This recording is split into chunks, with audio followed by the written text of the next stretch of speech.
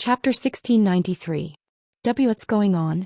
For some reason, an indescribable sense of fear suddenly surged from the bottom of Nanyi's heart as she looked at the flowing light. Even though she didn't know what it was, she still keenly felt the terrifying danger. She didn't even think about it and immediately retreated. At the same time, Chu Luiyue also heard the sound of the zither. She looked up and happened to see Nanyi staring at the wall behind her with a horrified expression. Her eyes were filled with fear. It was as if she had seen something extremely terrifying. When Nanyi started to retreat, Chu Luiyue finally turned around to take a look. However, what she saw stunned her for a moment. Because she suddenly realized that these streams of light were constantly gathering, as if they were forming some kind of totem. And for some reason she felt that it was a little familiar.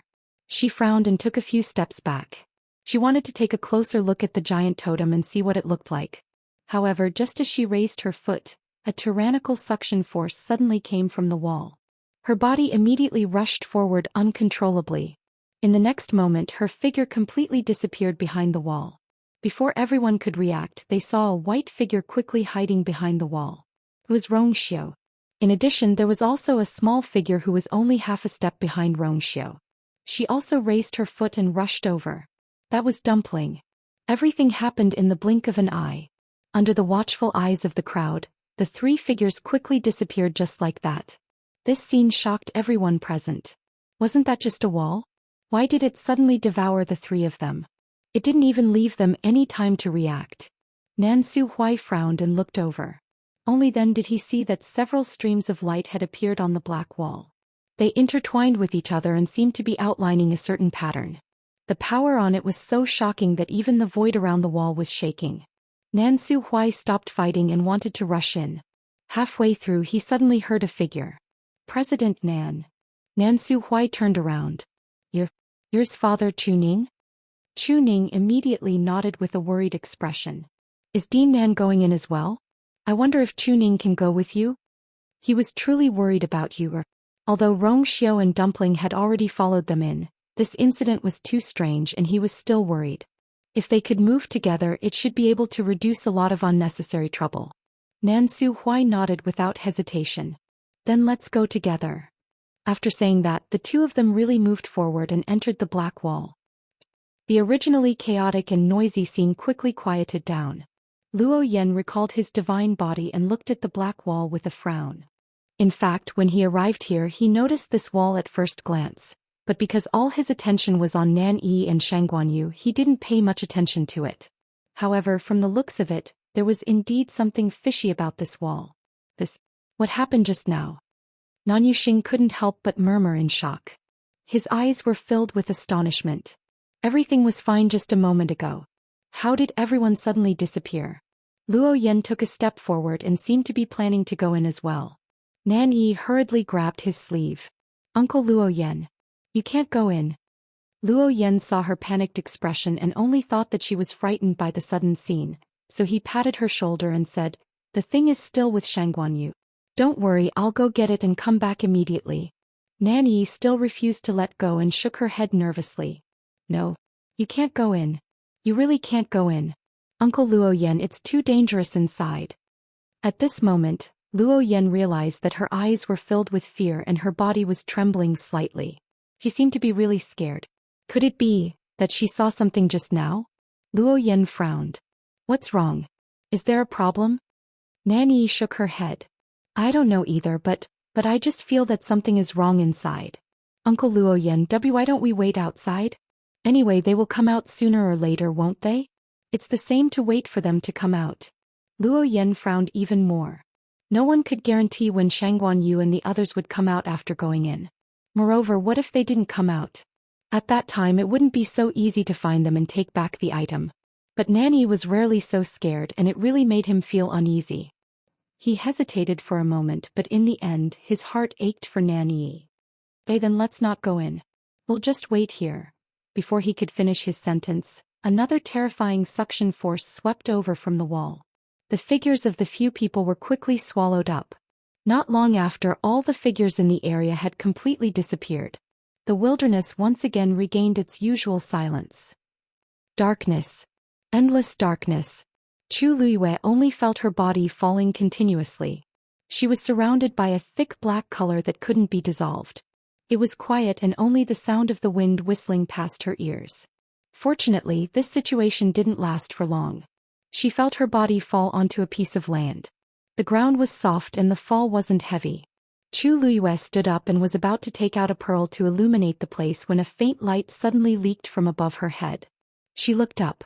There seemed to be a blue-black sky above her head, like the sky in the middle of the night. However, right in the middle, there was an opening that had been cut open by something. Light seeped through and sprinkled on Chu Luiyue's body. It was also this light that allowed Chu Luiyue to see the surrounding scenery clearly. There was no scenery. All she saw was a piece of black land. Other than that, there was nothing else. She could only see the appearance of the area within 100 steps. Everything further away was still hidden in the darkness, and it was difficult to approach and grasp. Rongxiu. Chu Luiyue called out softly. Before entering, she vaguely saw that Rongxiu seemed to be following her closely. But now it seemed that he wasn't with her. Chu Luiyue called out twice more, but there was still no response. This was expected. Chu Luiyue pursed her lips and didn't care too much. But, where was Dumpling? Dumpling? Dumpling? Chu Luiyue called out Dumpling a few more times, but there was no response. The surroundings were quiet. Chu Luiyue's hands slowly clenched. Dumpling was her contracted divine beast and they were telepathic. Even if they were separated by a distance, they could still sense each other. But now she couldn't even detect Dumpling's breath. Mobile users, please browse for a better reading experience from Love Network. Chapter 1694. Was it because they were so far apart that they couldn't sense each other, or was there something that forcibly cut off the connection between them? Chu Luiyue didn't know. She put away the black shield, but still held the scarlet heaven sword tightly in her hand.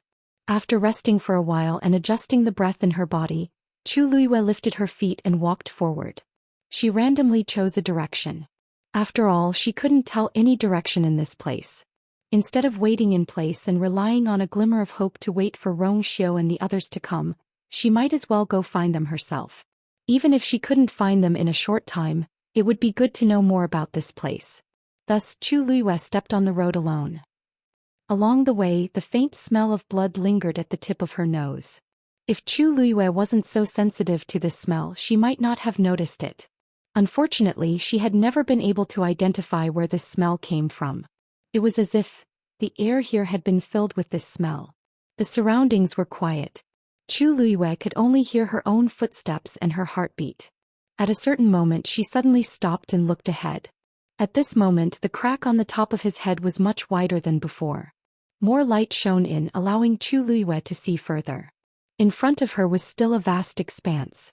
However, Chu Luiyue's heart suddenly beat faster. Because the sound of the zither that had been lingering in her ears suddenly disappeared at this moment. She unconsciously clenched the scarlet heaven sword, and the blood in her body seemed to flow faster. She opened her mouth, only to find that her throat was dry and tight. An unfamiliar sound of footsteps suddenly came from the darkness. The footsteps were slow and calm as if taking a stroll. However, every step seemed to be stepping on Chu Luiyue's heart. She seemed to have a premonition and her whole body tensed up. Finally, a figure appeared in her line of sight. At the same time, a casual voice with a smile fell into her ears. "You're finally here." On the other side, after Rongxiu followed Chu Luiyue in, the surroundings also fell into darkness. But soon a white light flashed past his eyes. His heart trembled as he looked over. That ray of white light was actually spreading rapidly not far from him. Then the light quickly condensed into a huge mirror. Everything around them was pitch black, but the appearance of the mirror instantly tore the darkness apart. A faint light was emitted from the mirror. The mirror was huge and wide. At a glance, one could not see the edges of it. It was as if it was completely embedded in the darkness and had become one with the surrounding darkness. It stood quietly in front of Rongxiu. The surroundings were silent and even the sound of the wind seemed to have stopped. Rongxiu looked up slightly. A figure appeared in the mirror. The lines of his cheeks were smooth and his appearance was pure and enchanting. He had sword-like eyebrows, a high nose bridge and thin crimson lips.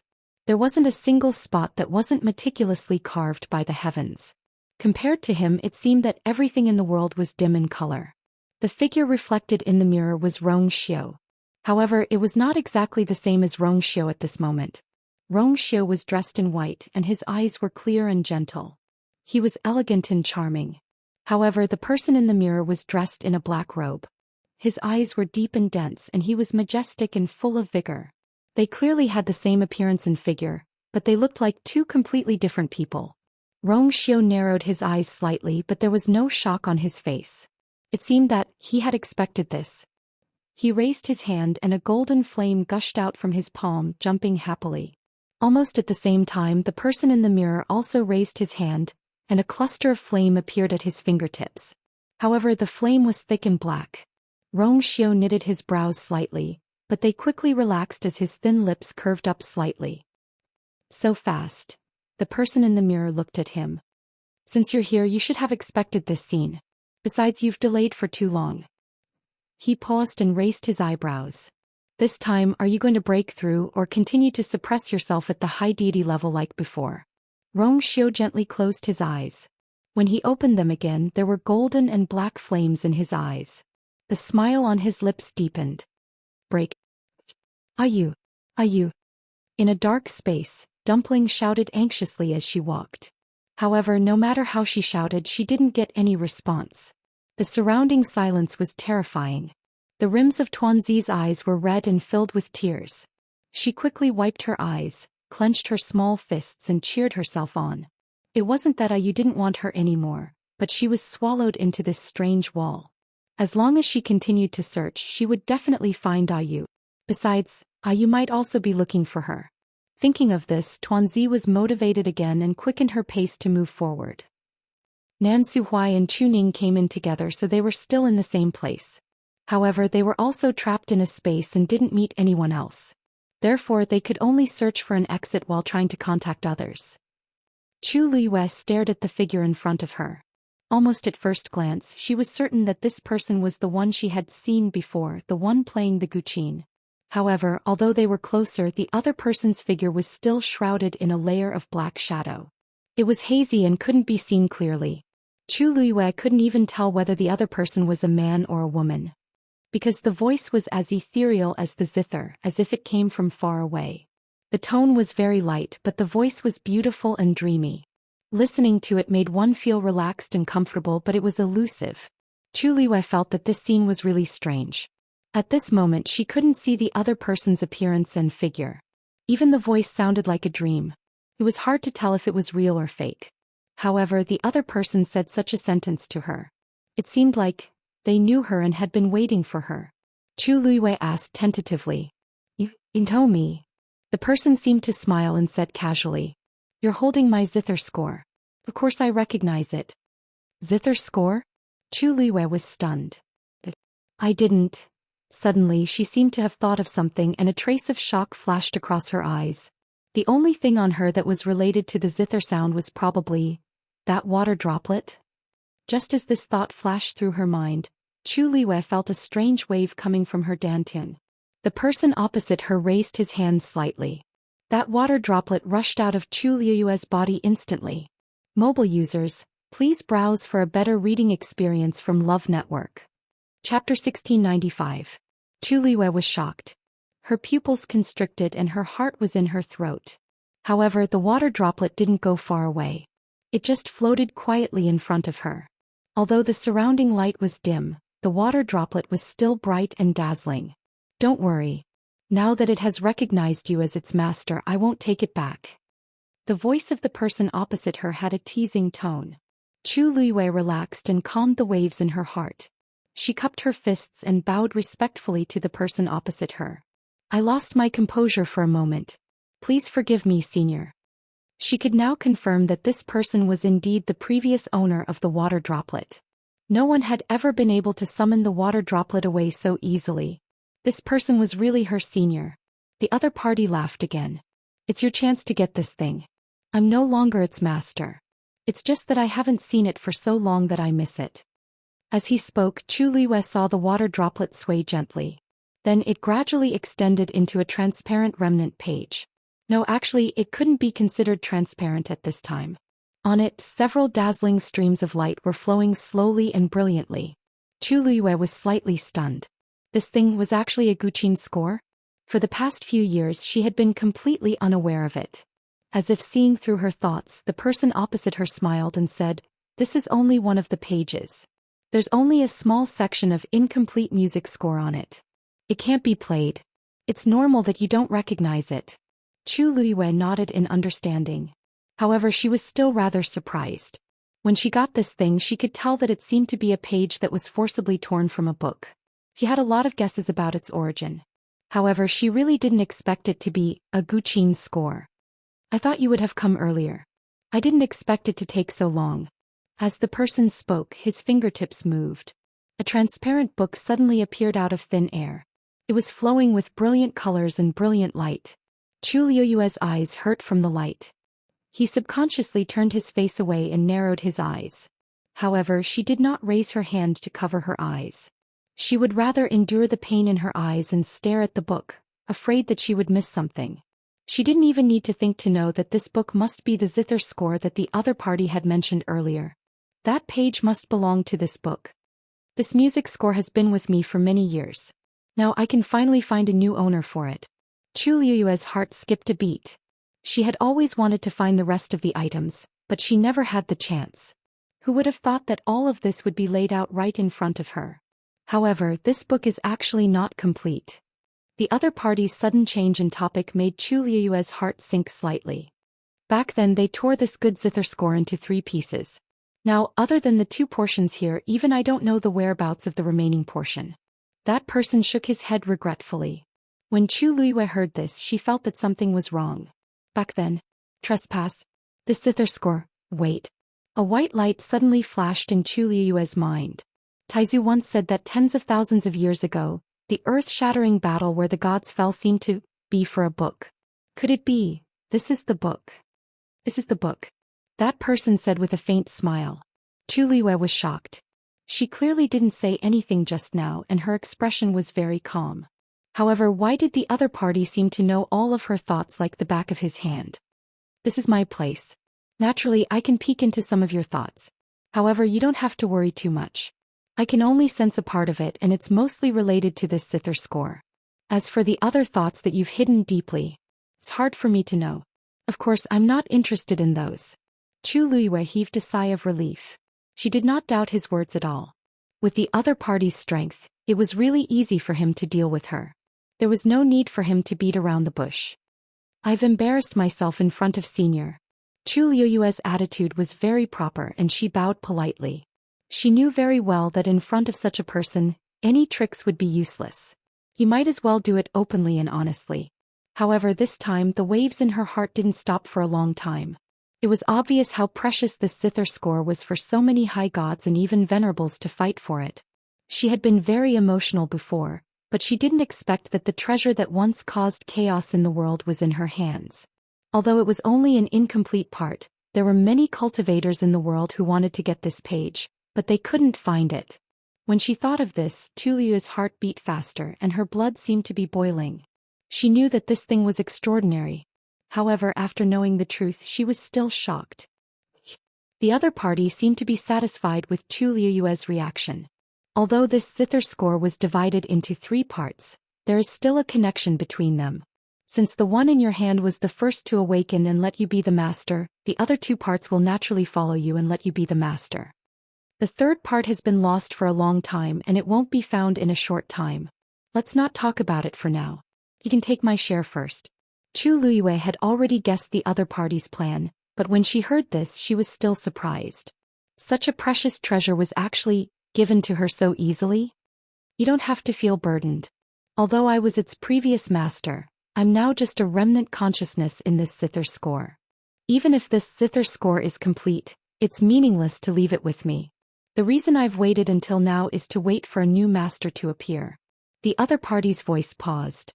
Chu Luiyue immediately felt a gaze on her. She immediately tensed up. In other words, it's you. Chu Luiyue clenched her fists. So, the zither music from before was you luring me here? That's right. It's a pity that those people have been pestering you and wasting a lot of time. It's really annoying. Chu Luiyue could hear a trace of impatience in the other party's voice. However, I've already chased them away. At least before you complete the fusion of these two zither scores, they won't disturb you again. At this point Chu Liwei finally understood. The only thing she had to do now was to do as the other party said and reintegrate these two incomplete zither scores. It's just one, so it shouldn't be difficult, right? Chu Liwei thought and immediately cupped her fists at the other party. Thank you for your generous gift, senior. Don't be happy too early. The other party interrupted her with a smile. It won't be too late to thank me when you really do it. Mobile users, please browse and read. A better reading experience comes from Love Network. Chapter 1696. For some reason, Chu Liwei heard a hint of mockery in his words, as well as a hint of anticipation for a good show. She swallowed the rest of her words. Yes. I will do my best. Swish. As soon as she finished speaking, the person opposite her waved his sleeve, and the transparent book quickly flew in front of Chu Liwei. It floated quietly in front of her, one on the left and one on the right. Chu Liwei's eyes scanned the book carefully. Although one of the two items was a thick book and the other was a thin piece of paper, the aura they exuded was not much different.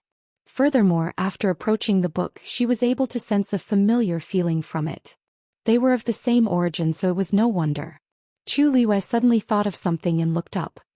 How should I address you, senior? She had been here for so long and the book belonged to him. She couldn't possibly not know his name. The person opposite her was silent for a moment as if deep in thought. After a while he said, It's been too long and I can't remember many things clearly. Can call me Jing. Jing. This name was very vague and she couldn't tell if it was a man or a woman. Chu Liwei was pondering in her heart when she heard the person opposite her say bluntly, I'm a man.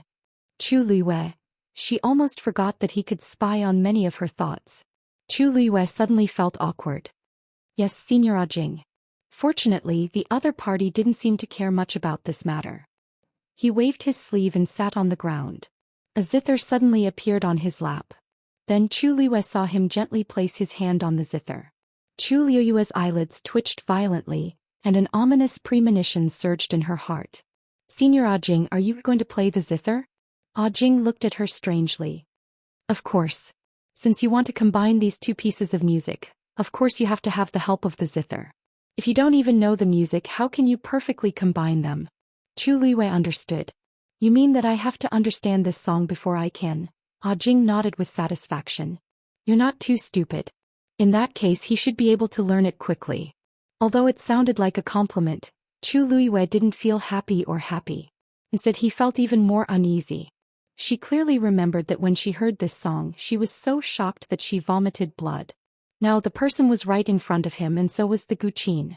It was obvious that it was much more powerful than before. But now that things had come to this, she had no choice but to bite the bullet. Thank you, Senior. Chu Liwei asked after thinking for a while. By the way, Senior Jing, how long will it take for me to completely integrate these two scores? Rong Xiao and the others followed him in. If it took too long they would be worried. Jing's movements paused. He tilted his head and looked her up and down. Although she couldn't see his face and expression clearly, Chu Liwei still felt that his gaze was as sharp as a steel knife. With just one glance she felt as if her entire body inside and out had been seen clearly. You're a high god, a doctor and a high-level weapon refiner. You've also just broken through to a great Shen King master. Your talent and comprehension aren't bad. No wonder it recognized you as its master. He spoke slowly, but it set off perilous waves in Chu Liue's heart. This person had only looked at her from afar, and he had already found out everything about her. At this moment, Chu Liwei even felt that she had no secrets left in front of him. Although the Tianjing Yuan Meridian isn't rare, the support of the Crimson Gold Sky Phoenix clan's bloodline is rare. A trace of satisfaction finally appeared in Jing's voice. Chu Liwei was inwardly speechless when she heard this.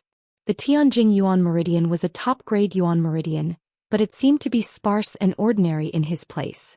There was nothing special about it. Moreover, he said these words in such a calm tone. Chu Liwei was even more curious about the other party's identity. However, this thought only flashed through her mind before she quickly suppressed it. No matter what, the most important thing now was to merge these two zither scores. If everything goes smoothly, it will be over in about 180 years. However, if something goes wrong in the middle, I'm afraid that it will take twice as long. Jing's tone was incomparably relaxed as he said this. Therefore, you must not let down your guard during this time. Chu Luiyue had been trying hard to maintain a calm expression, but after hearing these two sentences, it finally cracked. What? If everything goes well 180 years. If it doesn't go well it will take twice as long? Then wouldn't she have to wait here until the end of time? Jing looked at her with some astonishment. Why? Do you think there's a problem with the time? Chu Liyue's chest tightened. It was more than a problem. There was a huge problem. How old was she now? Was she going to invest 100 years in this? Then what about Rongxiu and Dumpling? What about her father and master? Not to mention 100 years, even if it was 10 years, the outside world would be completely different. Senior Jing, can't you shorten the time? Chu Liyue spoke with difficulty. Jing chuckled. This time is already short enough. Without my help, you may not be able to complete it even if you stay here for 500 years. After all, this is not an ordinary zither score.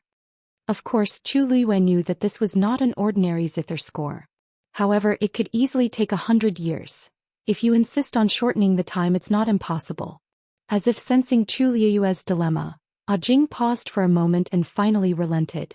Chu Liyue looked up. Jing said, I can help you speed up the flow of time in this space, but correspondingly, the pressure and torture you have to bear will also increase exponentially. Can you still insist on this? Chu Liyue held her breath and nodded seriously. Thank you, senior. Even if she had to go through more pain and the process was more difficult, she had to do it. After all, she was no longer alone. There were many people who loved her and were waiting for her. She had to get out as soon as possible. Jing seemed to have expected her choice. He chuckled and shook his head. I hope you won't regret it. Chu Liyue's eyes were cold and stubborn. I won't regret anything I've done in my life. This time it was the same. Good. Jing suddenly laughed. Since you have the courage, then, let me see if you have the ability. Apart from other things, this little girl's courage was quite to his liking. The key was whether she could do it or not. Plang. He waved his fingertips and the sound of a zither broke through the air. Chu Liyue felt a chill and immediately felt the atmosphere around her suddenly change. The sound of the zither was bleak and the world was filled with killing intent. Digression. Merry Christmas, the New Year's Day event is here. Everyone, are you ready? It starts at midnight on January 1st and ends at midnight on January 3rd. The event lasts for 3 days. 1. The comments section. Every day 6%, 16%, 26%, 36%, 46%, 56%, 66%, 76%, 86%, 96% will get 66 Xiaoxiang dollars. 2. Every day choose 3 favorite comments in the comments section and win a share. Finally, recommend Mr. An's new book. Mr. She wants to announce it every day. Pet article, no abuse, strong woman, group favorite. After Wan Qi became popular. Anti-fans. No matter how beautiful she is, she's uncultured. That afternoon, the best university in China posted on its Weibo. Let me introduce the youngest doctoral supervisor in our university, Professor Wan Qi. Anti-fans. What's the use of being a top student? In the end, she has to bow down to her sugar daddy. The next day, Wan Qi appeared at the International Economic Conference. Her name tag was signed, CEO of Qimu Pharmaceutical Group. Anti-fans. She earns so much money and doesn't even know how to contribute to the country. 3 days later, the official news was released. The latest nuclear submarine has been released. Thank you to the chief designer, Wan Qi, and all the research and development team. Anti-fans. Can't afford to offend, goodbye. After the wedding, a reporter asked Shijiao, Ninth Master, how did you get Goddess Ruan? Shijiao silently opened a diary. Wife chasing diary. 1. Make a ranking for my baby. 2. Vote for my baby. 3. Show support for my baby. 4. Book the entire theater for my baby's movie. 5. Join my baby's fan club. As everyone knew, Goddess Ruan had a super rich fan. Ninth Master Shijiao. Mobile users, please browse and read. A better reading experience comes from Love Network. Chapter 1697. Chu Liyue's heart skipped a beat and she immediately became alert. She knew how terrifying the sound of the zither was. She had vomited blood when she was outside the wall, let alone now. The two of them were so close and the only thing she could do was accept it. Moreover, according to Senior Ajing, if she wanted to combine the two pieces of music, she had to understand the music first. Chu Liyue took a deep breath and calmed herself down. Then, in the midst of the clanging music, she raised her hand and reached for the book. However, just as her fingertips touched the side of the transparent book, the latter suddenly flew up. Whoosh! Chu Liyue looked up instinctively, only to see countless transparent pages scattered all over the sky. That book had actually scattered just like that. In an instant, all she could see were the transparent pages glowing with a faint, gorgeous light. They were scattered messily and randomly in every corner of the space, almost filling the entire space. Chu Liyue looked around and there were flashing lights everywhere. It was extremely gorgeous. However, this scene caused her heart to instantly surge with an intense uneasiness. Actually, there are only 3 pieces of music in that book. In that booklet, except for one real one, the rest were all fake. If you want to perfectly combine the 2 pieces of music, the first step is to find the real one among the tens of thousands of pieces. Jing's voice was still casual, but in Chu Liyue's ears, it was no different from a sudden clap of thunder. It shocked her to the core. Only one piece among the tens of thousands of pieces was real? How long would she have to search? Most importantly, she didn't even know how to distinguish the real from the fake. Actually, you don't have to worry about this. The first piece of music is with you and it has already recognized you as its owner. It will be much easier to find the second piece. However, the differences between these pieces of music are very small, so you have to look at each piece carefully. Although most of these pieces of music are fake, looking at each piece requires a lot of force and mental strength. With your current strength, you should be able to finish one in 3 days. That was also the reason why he said that he would need 100 years to complete this task. Chu Liyue's eyelids twitched violently. One every 3 days. There were tens of thousands of them here. Who knew how long it would take? Needless to say, this was only the first step. In the face of Chu Liyue's silence, Jing thought for a moment and comforted him. It's okay. Practice makes perfect. In the future, your reading speed will definitely become faster and faster. With his status and personality, it was rare for him to say such comforting words.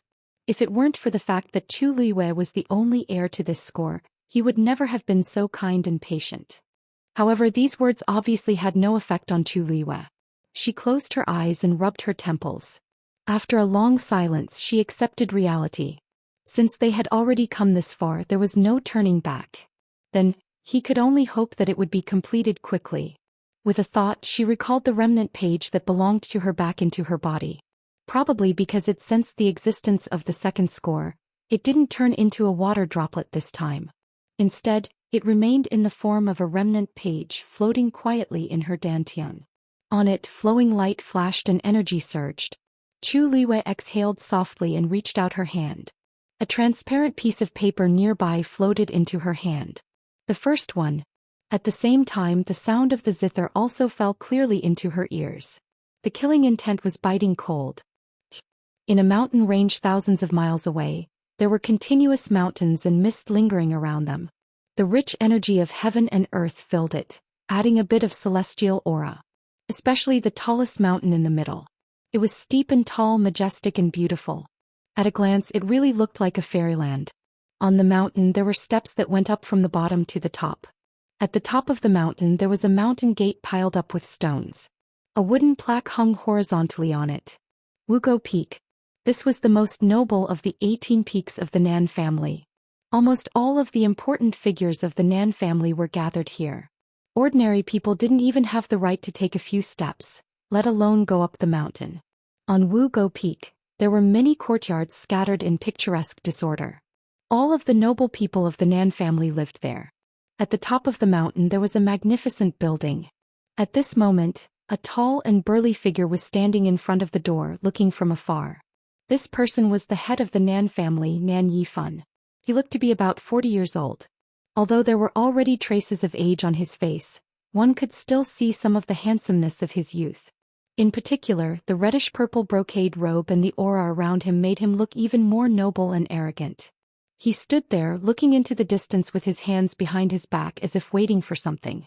Head, first young master and second young mistress haven't sent back any news. I'm afraid you won't be able to wait until today. Why don't you go back and rest first? Behind Nan Yifan, an old man who looked like a servant advised. I know. Nan Yifan nodded.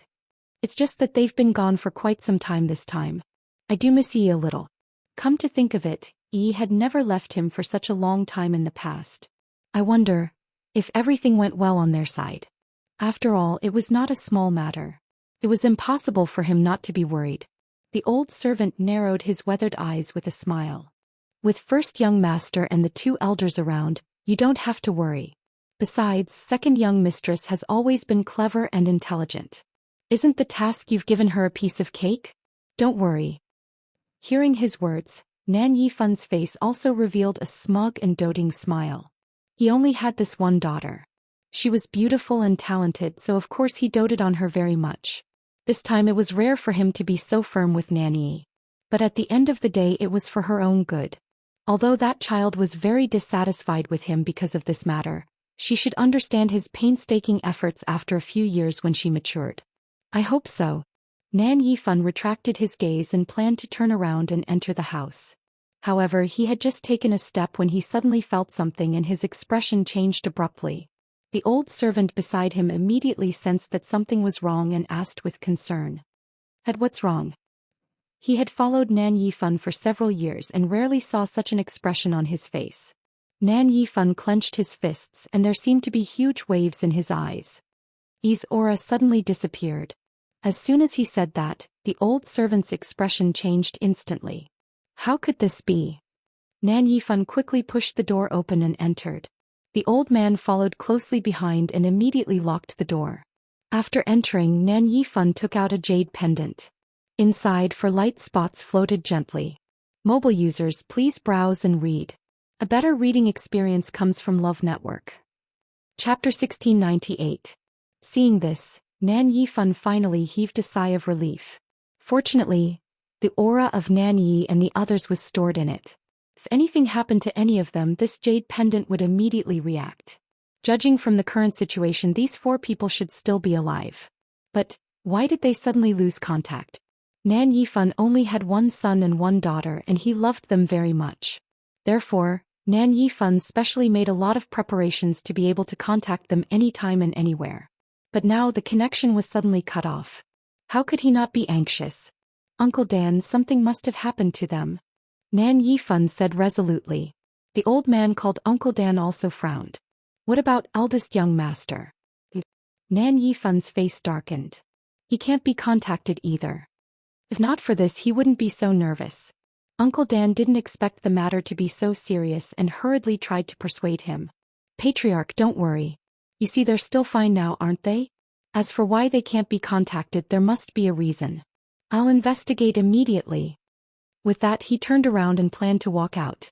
Nan Yifan put away the jade pendant and gritted his teeth. There's no need to investigate. Something must have happened in the god-slaying tomb.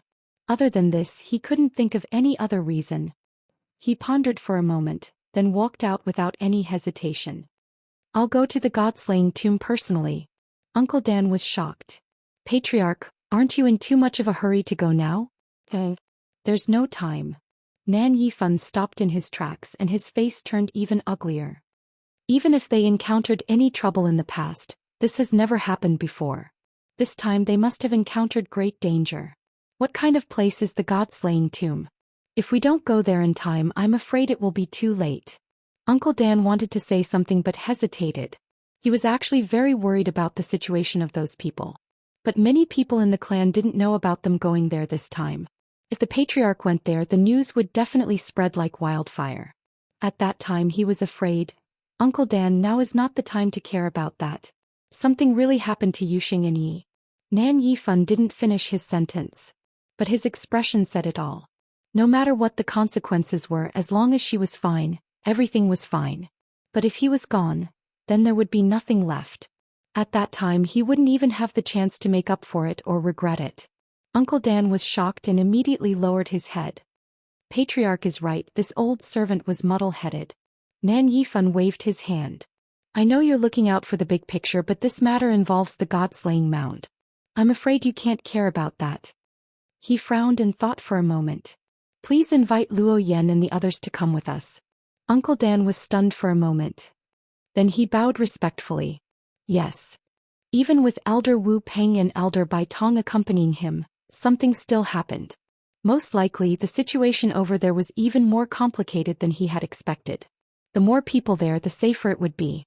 Uncle Dan opened the door and went out. His figure soon disappeared from sight. Nan Yifan paced back and forth, waiting anxiously.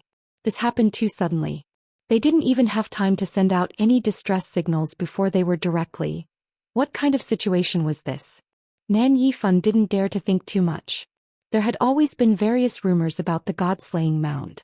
But the 2 times he had been there in the past, he had been scared but not in danger. So he had always felt that the god-slaying mound was not as scary as the rumors said. Until this time he began to regret it secretly. It was still a little risky to only send Elder Wu Peng and Elder Bai Tong there. If only he had known. But there was no medicine for regret in this world. The only thing he could do now was to silently pray that those people would be safe before they arrived at the god-slaying mound. Soon Uncle Dan rushed over with a few people. Nan Yifan quickly glanced around and was stunned. Where's Luo Yan? In the entire Nan family, Luo Yan's combat strength could be ranked in the top 5, and he had always doted on Nan Yi. So this time, Nan Yifan had made up his mind to bring Luo Yan with him from the beginning. Uncle Dan's expression was a little strange.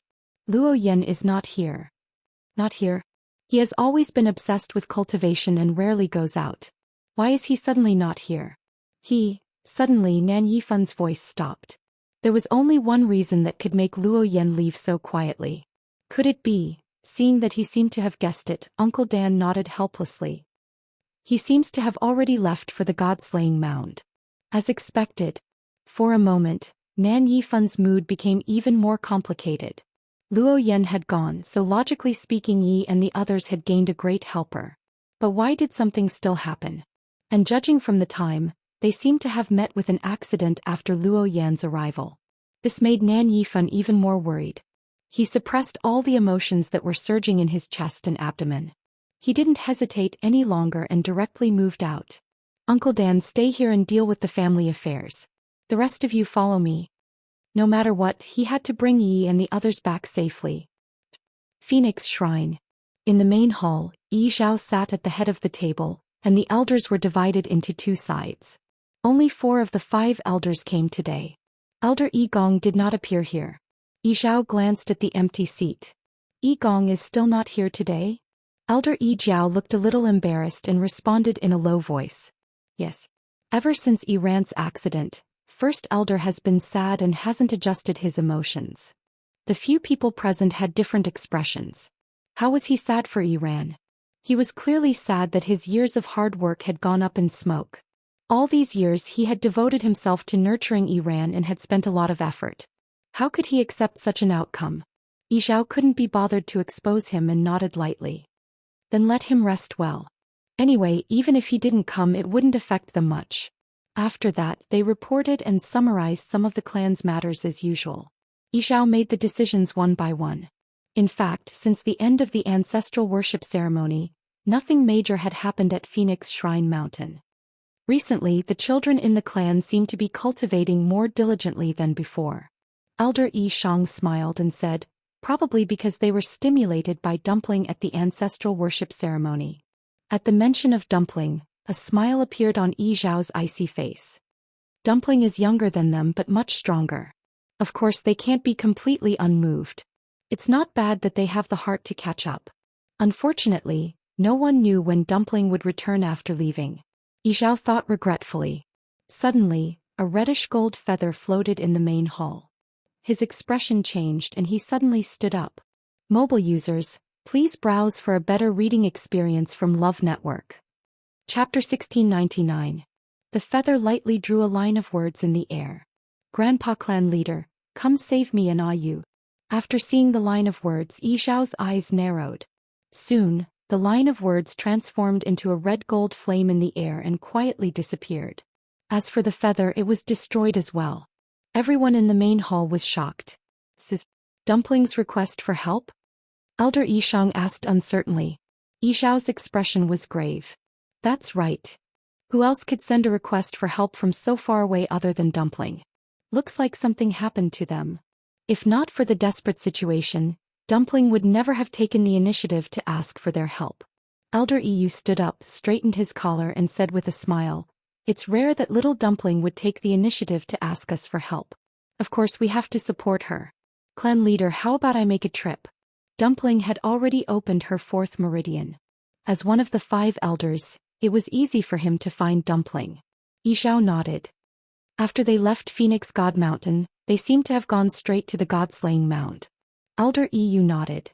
He had just taken a step when he suddenly stopped. "Clan leader, young lord is asking for help. Should we send a few more people?" The God-slaying mound was very strange and dangerous. He could not guarantee that he could bring them out safely. Yizhao's lips moved, but he did not say anything. It was as though he wanted to say something. The remaining elders looked at each other in dismay. There was nothing to hesitate about. What was the clan leader thinking? Elder Yishang also stood up. You still have to deal with Fenghuang Valley. Let me go this time." He was the 2nd elder and was more powerful than the 5th elder, Elder EU. "Other than that I will find." "2nd elder, please don't." Elder EU stroked his chin and sighed. "Most of the matters at Fenghuang Valley have already been settled. Even if I leave now it will not affect much. Besides, it was a once-in-a-lifetime opportunity to improve her relationship with Tuanzi. If I miss this chance, who knows when I will get another one. Don't snatch it from me." He was the youngest of the 5 great elders, and he had always been straightforward in his words and actions. Over time everyone had gotten used to it. Elder Yishang could not help but laugh and shake his head helplessly. "But how can you do it by yourself?" Or, before he could finish his sentence, Yizhao interrupted. "I will go with him." As soon as he finished speaking, the hall instantly fell into silence. The elders looked at each other in dismay. Clearly they did not expect that he would actually plan to go personally. Elder Yishang was stunned for a moment before he asked hesitantly, "Elder EU, you are going?" Under normal circumstances, Yizhao would rarely leave the Divine Phoenix Mountain unless something major happened. After all, he was the clan leader. His every word and action had great influence. Yizhao nodded expressionlessly. "This is a serious matter. It is safer for me to go with you." He was always a man of his word. His attitude and tone were very firm. The elders in the hall did not stop him. Dumpling was the young lord and was appointed by their ancestors. They had to protect her no matter what. It was understandable that Yizhao would go. After making the decision, Yizhao and Elder EU did not hesitate. They set off for the god-slaying grave. At this point, Chu Liwei naturally had no idea what was happening in the outside world. In the dim space, a ray of light shone down from above. Chu Liwei sat cross-legged and held a transparent piece of paper in his hand. On the paper, dazzling light flashed. It was beautiful. However, Chu Liwei was not in the mood to admire it. Her eyes were fixed on the paper. She carefully observed the trajectory and pattern of the flowing light, afraid that she would miss something. This was actually a very taxing task and he couldn't afford to slack off at all. At the same time, the force around her was rapidly depleting. She frowned slightly. Her lips were pale and she looked haggard. However, she still held the paper in her hand tightly. She did not dare to close her eyes and rest. The ground around her was littered with papers. Although they were also transparent, there was no dazzling light on them. Every one of them was cracked and seemed to be useless. Chu Liwei had seen those before. They were fake. They were all fake. Among the tens of thousands of papers, only one was real. She had only seen about 100 of them. How could she find the real one so easily? Here she was focused on studying every zither score. She almost could not feel the passage of time. Only the increasing pressure and pain on her body constantly reminded her that time was passing by. The only thing worth being happy about was that she was reading faster than before. Previously she read one every 3 days. Now, she read one every 2.5 days. However, this happiness did not last long. Because in addition to holding on to these real and fake music scores, Chu Liwei also had to endure the test of the zither. Since Jing began to play the zither, Chu Liwei was shrouded in a terrifying murderous aura. There was almost no room for relaxation in this song. From beginning to end, it was full of fighting spirit and murderous aura. In a trance, Chu Liwei felt that she was in a vast world. The sky was dark, the clouds were rolling and the wind was roaring. In the boundless wilderness, countless people were killing each other. Their shouts shook the sky and their momentum was shocking. Looking around, there were messy bloodstains and cold corpses everywhere. Everywhere was filled with a chill. It was like purgatory on earth. She could even smell the strong and terrible smell of blood. It was almost nauseating. It wasn't that she had never seen a battle before. She had even fought on the battlefield herself, killing countless people in the midst of life and death with the flash of her blade and the shadow of her sword. She had seen the scene of corpses strewn all over the place more than once. However, that scene paled in comparison to the scene that was constantly emerging in her mind. It was not worth mentioning at all. She wanted to throw all these images out of her mind, but it was in vain. Because all of this was a part of the song. Therefore she could only choose to accept it. She constantly forced herself to concentrate all her energy and listen to every note of the song. This was undoubtedly an extremely cruel torture for Chu Luiyue. Her whole body seemed to be cut in half. Half of her attention was focused on the music score in her hand, while the other half was constantly experiencing the bloody and terrible things. Finally, a stream of red blood slowly overflowed from the corner of her mouth. It dripped on the back of her hand. Mobile users, please browse and read. A better reading experience comes from Love Network. Chapter 1700. Chu Liwei reached out her other hand nonchalantly and quickly wiped away the drop of blood. And her eyes, from beginning to end, did not move away from the score.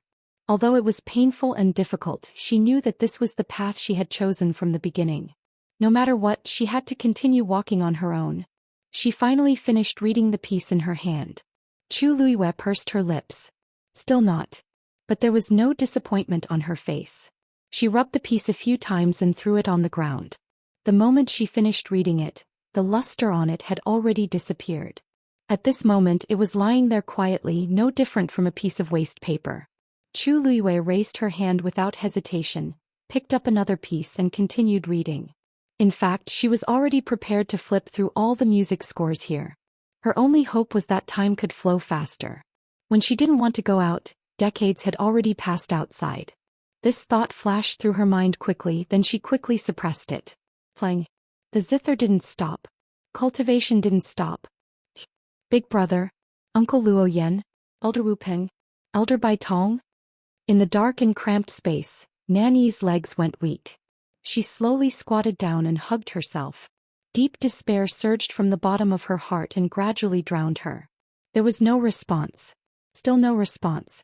She couldn't remember how long she had been walking here, but she couldn't find the exit. She didn't know how many times she had shouted until her voice was hoarse, but she still didn't get any response. It was as if there was no one else here except for her. The surroundings were terrifyingly quiet. She could even hear her own breathing and heartbeat. This made her even more afraid. She was trapped here for the rest of her life. What should she do? She didn't want to die yet. Nanny finally couldn't hold it in anymore and sobbed softly. And in the depths of her heart, her hatred for Chu Luiyue deepened. If it wasn't for that woman, how could she have fallen to such a state? Everything was fine at first, but ever since she met them she had been unlucky. Now it was even more likely that he would have to throw his life away. She didn't know where the hell this place was. Ever since she was swallowed here, she had lost contact with everyone else. More importantly, he couldn't even send out a request for help here. Right now, her only hope was her father. But before that, even she wasn't sure if she could hold on. After crying for a while, Nanny was tired and sat down on the ground. However, as soon as she sat down, she felt something beneath her. She was shocked and screamed as she jumped up. Ah! Sharp screams reverberated in this silent space, seeming especially mournful and terrifying. Nan-yi hurriedly covered her mouth and looked at the ground in panic. When she saw what it was, she sucked in a breath of cold air and suddenly opened her eyes wide.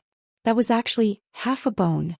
Because most of the bones were buried underground and the exposed part seemed to be broken from the middle, Nan-yi was unable to recognize what kind of bones they were. The only thing he could be sure of was that it belonged to a human cultivator. Also, the bone was lustrous and one could tell at a glance that its owner's realm was not low when he was alive.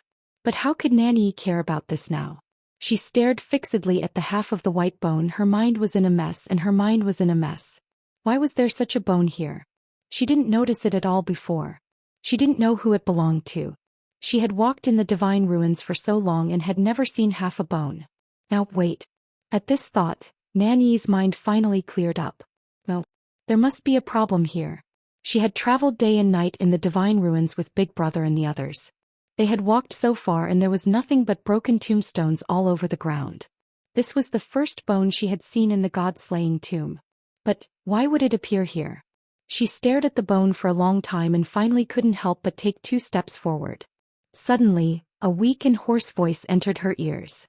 "Let me out. I can take you out." Nanny's heart skipped a beat. She took 2 steps back and stared at the bone as if she had seen a ghost. "She was sure that your voice just now came from below. Who are you?" Because of fear, her voice trembled badly. After a pause, the voice sounded again. "You don't need to know. You just need to know that I can help you leave this place. Do you want to make this deal or not?" This tone was terrifyingly calm, but it also carried a force that made people unconsciously believe in it. Nanny tried her best to calm herself down. If I help you, can you guarantee that you won't hurt me after we get out?" The voice seemed to laugh. "You're not worthy of me doing it myself." It seemed that he didn't take Nanny seriously at all. Nanny was furious, but she didn't dare to flare up. On second thought, this person might really not be an ordinary person. "Since you don't like me, why ask me for help?" The other party was silent for a moment before saying, "Of course it's because you can help me. You can take out that thing around your neck and use it." Nanny's heart skipped a beat and she subconsciously touched the chain around her neck. Only Father and Big Brother knew about this thing. How could he tell so easily? As if sensing her hesitation, the other party continued. "You have to know that without my help, you won't be able to get out even if you're trapped here for more than 100 years. These words finally made Nanny make up her mind. She gritted her teeth. "Okay, I'll help you. However, you have to keep your promise to me." As she spoke, she finally took off the chain around her neck. It was an ordinary-looking silver chain. It was very thin and decorated with a fingernail-sized ruby. It was dark red in color and pure in texture. Even if an ordinary person saw it, they would only think that it was an ordinary ruby necklace. Nanny held the ruby in her hand and closed her eyes. Soon, a totem flashed between her brows. A short sword suddenly flew out from the ruby. Its entire body was bright and extremely sharp. Nanny grabbed the short sword and dug it into the ground. A deep mark quickly appeared on the ground. Nanny didn't stop. After a while, the ground around the bone completely loosened. Swoosh! The bone suddenly darted out. Mobile users, please browse and read. A better reading experience comes from Love Network. Chapter 1701. Before Nanny could react, she suddenly felt a strong force attacking her. Immediately after, her body fell forward uncontrollably. At this moment, the darkness in front of her was suddenly cut open by a white light. She subconsciously closed her eyes. At this moment, her body suddenly fell. Outside the Scarlet Soul Forest. In the void, a few ripples suddenly spread out rapidly. Immediately after, a few figures walked out one after another. The person in front was dressed in a dark purple robe and had a cold expression. It was the head of the Nan family, Nan Yifan. Behind him were 4 elders of the family. As soon as he arrived, Nan Yifan quickly scanned the surroundings and frowned. He sensed the aura of Nan Yi and the others. After looking for a while, he lifted his foot and walked towards a certain place in the Scarlet Soul Forest. They should have entered the Scarlet Soul Forest from here. The elders behind him hurriedly followed. Because they knew that this matter involved Nan Yuxing and Nan Yi, they didn't dare to say anything in front of Nan Yifan. They would do whatever he said. The few of them quickly rushed over. However, just as Nan Yifan and the others were about to enter, there was a sudden fluctuation behind them. They immediately looked back and were on high alert. Who would come to the Godslayer tomb at this time? And it was the same place as them. A black spatial crack was suddenly torn open. Then 2 figures walked out one after another. When he saw the faces of the people who came, Nan Yifan was stunned. Wasn't this the head of the Crimson Gold Sky Phoenix clan Yizhao, and one of the 5 elders, Elder Yu? The Crimson Gold Sky Phoenix clan almost never interacted with the human race. The reason why Nan Yifan could recognize them at a glance was because he had met them by chance in the past. Although it was only a one-time encounter, he had always remembered them clearly. So now that he saw these 2 familiar faces, he immediately remembered. Nan Yifan's hanging heart relaxed slightly, but at the same time more questions arose. Why did they suddenly come to this place? There was no need to mention Elder Yu, but Yizhao rarely left the Phoenix God Mountain. Today they had actually appeared together in the Scarlet Soul Forest outside the God-slaying tomb. It was hard not to overthink. However, no matter how he felt in his heart, he still had to put on a show. Nan Yifan quickly adjusted his expression, took a step forward, cupped his hands politely and said with a smile, isn't this Patriarch Yi Zhao? What wind blew you here? Compared to his enthusiasm, Yi Zhao's attitude was much colder. He only glanced at Nan Yifan indifferently, then quickly retracted his gaze as if he had not seen this person at all. He only turned his head and said to Elder Yu, "They should have entered from here." Elder Yu nodded. Of course, they would not mistake Dumpling's aura. But why would I bump into someone from the Nan family here? He looked in that direction out of the corner of his eye, but did not respond to Nan Yifan's words. What a joke, the patriarch had always been blunt with the human clan. Now that Dumpling had an accident, time was even more pressing. How could he be in the mood to exchange pleasantries with Nan Yifan? Yi Zhao Duo's attitude made Nan Yifan very embarrassed. The smile on his face stiffened for a moment but soon returned to normal. In fact, he had expected such a reaction from the other party. After so many years, which of the two great ancient mythological beasts did not have their eyes on the top of their heads and were extremely arrogant?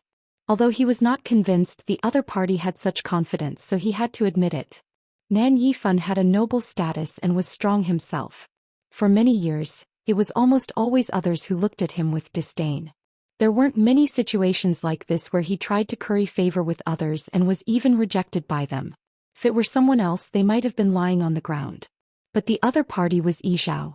He really could not afford to offend him. Nan Yifan swallowed his anger, pretended nothing had happened and continued to ask. Patriarch Yi Zhao, are you also here to look for someone? These words attracted Elder Yu's attention. He raised his eyebrows. Also, Nan Yifan's heart tightened and he suddenly felt that he had misspoken. He had unconsciously said also. But thinking of the other party's identity, this matter did not seem to be a taboo. So what if they knew? Would Yi Zhao meddle in the affairs of the human clan? After thinking for a moment, Nan Yifan said frankly, "Yes, my daughter came to the god-slaying tomb some time ago, but there was suddenly no news of her today. I was worried, so I wanted to come over and take a look myself." He only mentioned Nan Yi and did not mention Nan Yuxing and the others. This was a serious matter. If the news of Nan Yuxing's accident also spread, the Nan family would probably be in chaos. Anyway, everyone knew that he had always doted on Nan Yi, so it was normal for him to make a special trip here for her. A look of understanding flashed across Elder Yu's eyes, but he did not reply. Nan Yifan could not help but ask, "May I know who the two of you are here to look for? The god-slaying tomb is vast and full of danger. If we join forces, we might be able to find her faster." Yes, he wanted to join forces with Yi Zhao. Although the other party was few in number, they were powerful. Moreover, it would be even better if he could use this opportunity to get closer to the Crimson Gold Sky Phoenix clan. He had wishful thinking, but Yi Zhao was not interested at all. He didn't even spare her a glance, and with a cold and solemn expression on his face, he lifted his foot and walked towards the Scarlet Soul Forest. Nan Yifan was rebuffed and his face was also a little embarrassed. But Yi Zhao was famous for his bad temper and arrogance. Even if he was angry, he did not dare to do anything to him. Besides, the most important thing now was to find Nan Yi and the others. Behind him, several elders secretly exchanged glances and did not dare to breathe loudly. Nan Yifan clenched his fists and took a deep breath. "All right, let's hurry up." After saying that, he lifted his foot and walked forward. As they walked, they all sensed that something was wrong. Nan Yifan's expression became more and more strange, and his footsteps became hesitant. This direction. Why was it the same as Yi Zhao and the others? Almost at the same time, Elder Yu also turned around and looked at Nan Yifan with a faint smile. "Patriarch Nan, if you want to find someone, go ahead. Why do you have to go with us?" Nan Yifan felt embarrassed and braced himself to explain. "Elder Yu, it's really a misunderstanding. We didn't mean to follow you, but my daughter and the others seem to have entered the god-slaying tomb from here, so..." Seeing that he did not seem to be lying, Elder Yu glanced at Yi Zhao hesitantly. The Crimson Soul Forest was so big. Where could they not enter from? This was too much of a coincidence, wasn't it? Nan Yifan immediately realized something when he saw this reaction. "Patriarch Yi Zhao, maybe the person you are looking for went in with Yi and the others?" There was a trace of excitement in his expression. I think it's more convenient for us to move together, don't you think? Mobile users, please browse for a better reading experience from Love Network. Chapter 1702. Yizhao frowned slightly. After a moment he continued to walk forward without saying anything. Elder Yu was best at guessing his thoughts and understood that this was a tacit agreement. Although they did not interact much with humans, the situation this time was a little special. Nan Yifan's words were not completely unreasonable. It was not that easy to quickly find Dumpling and the rest in this huge Godslayer mound. If the people they were looking for entered the Godslayer mound together, it might be faster. Elder Yu smiled. In that case, Patriarch Nan, please. Nan Yifan's eyes lit up. They agreed. He was just trying, but he did not expect them to really agree. This made Nan Yifan's originally anxious and uneasy heart feel a lot more comforted. The Nan family was indeed big and powerful. However, compared to the Crimson Gold Sky Phoenix clan, they were still inferior. Now that they could move together with Yizhao and the rest, it could be considered a friendship. Even in the entire Divine Ruins world, how many people could do that? Okay, Nan Yifan hurriedly responded and followed them. Originally he wanted to go over and talk to Yizhao, but Elder Yu was in the middle and it was really difficult to communicate. Moreover, Yizhao's aura was heavy and ordinary people could not even get close to him. Nan Yifan saw that his expression was cold and did not seem to be in a good mood. After thinking about it, he tactfully did not disturb him and just quietly followed a few steps away. They could not use force in the Crimson Soul Forest, so they naturally walked forward step by step. As they walked, Nan Yifan kept thinking in his heart. Who exactly did Yizhao and the rest come here to find? Although they hid it very well, Nan Yifan still saw the trace of worry in their eyes. They were definitely not here to seek revenge. It looked more like they were looking for someone important. Nan Yifan was even more puzzled. There were not many people in the world who could alarm Yizhao, right? He was probably an important person in the Crimson Gold Sky Phoenix clan. Nan Yifan was nervous and uneasy, but there was also a trace of anticipation in his heart. Perhaps Yi and the others had really bumped into the Crimson Gold Sky Phoenix clan? If they really encountered some trouble together and went through difficulties together, their relationship might be able to take another step forward. Thinking of this, Nan Yifan's mood immediately relaxed a lot. He had never considered whether Nan Yi and the rest would offend the other party. What a joke. Even if she couldn't recognize the other party, Elder Wu Peng and the others were here, so they would definitely be able to see through the other party's identity. They couldn't wait to curry favor with the Crimson Gold Heavenly Phoenix clan, so how could they possibly oppose the Crimson Gold Heavenly Phoenix clan? However, things were often unpredictable.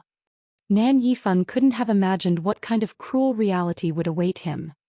Suddenly Yizhao stopped in his tracks and stared straight ahead. Nan Yifan had no choice but to stop as well. He tilted his head and followed his line of sight. What he saw made him frown. The forest not far ahead was a mess. It seemed that a fierce battle had broken out here. But this place was the Scarlet Soul Forest. Fighting here, wasn't it seeking death? Suddenly an elder at the side exclaimed. Patriarch. It seems to be eldest young master's clothes. Nan Yifan was shocked and hurriedly took a few steps forward to take a closer look. When he saw the torn corners of the clothes scattered on the ground and the messy bloodstains, Nan Yifan's mind buzzed. It really was Yuxing's clothes. Did he fight here? But he clearly knew that he couldn't use force in the Scarlet Soul Forest. How could he have caused such a big trouble for himself? The few scarlet leaves scattered on the ground dispelled Nan Yifan's last hope. There were no fallen leaves in the entire Scarlet Soul Forest. Only this place had them. Something must have happened. Patriarch, don't be anxious. Maybe this blood isn't eldest young master's?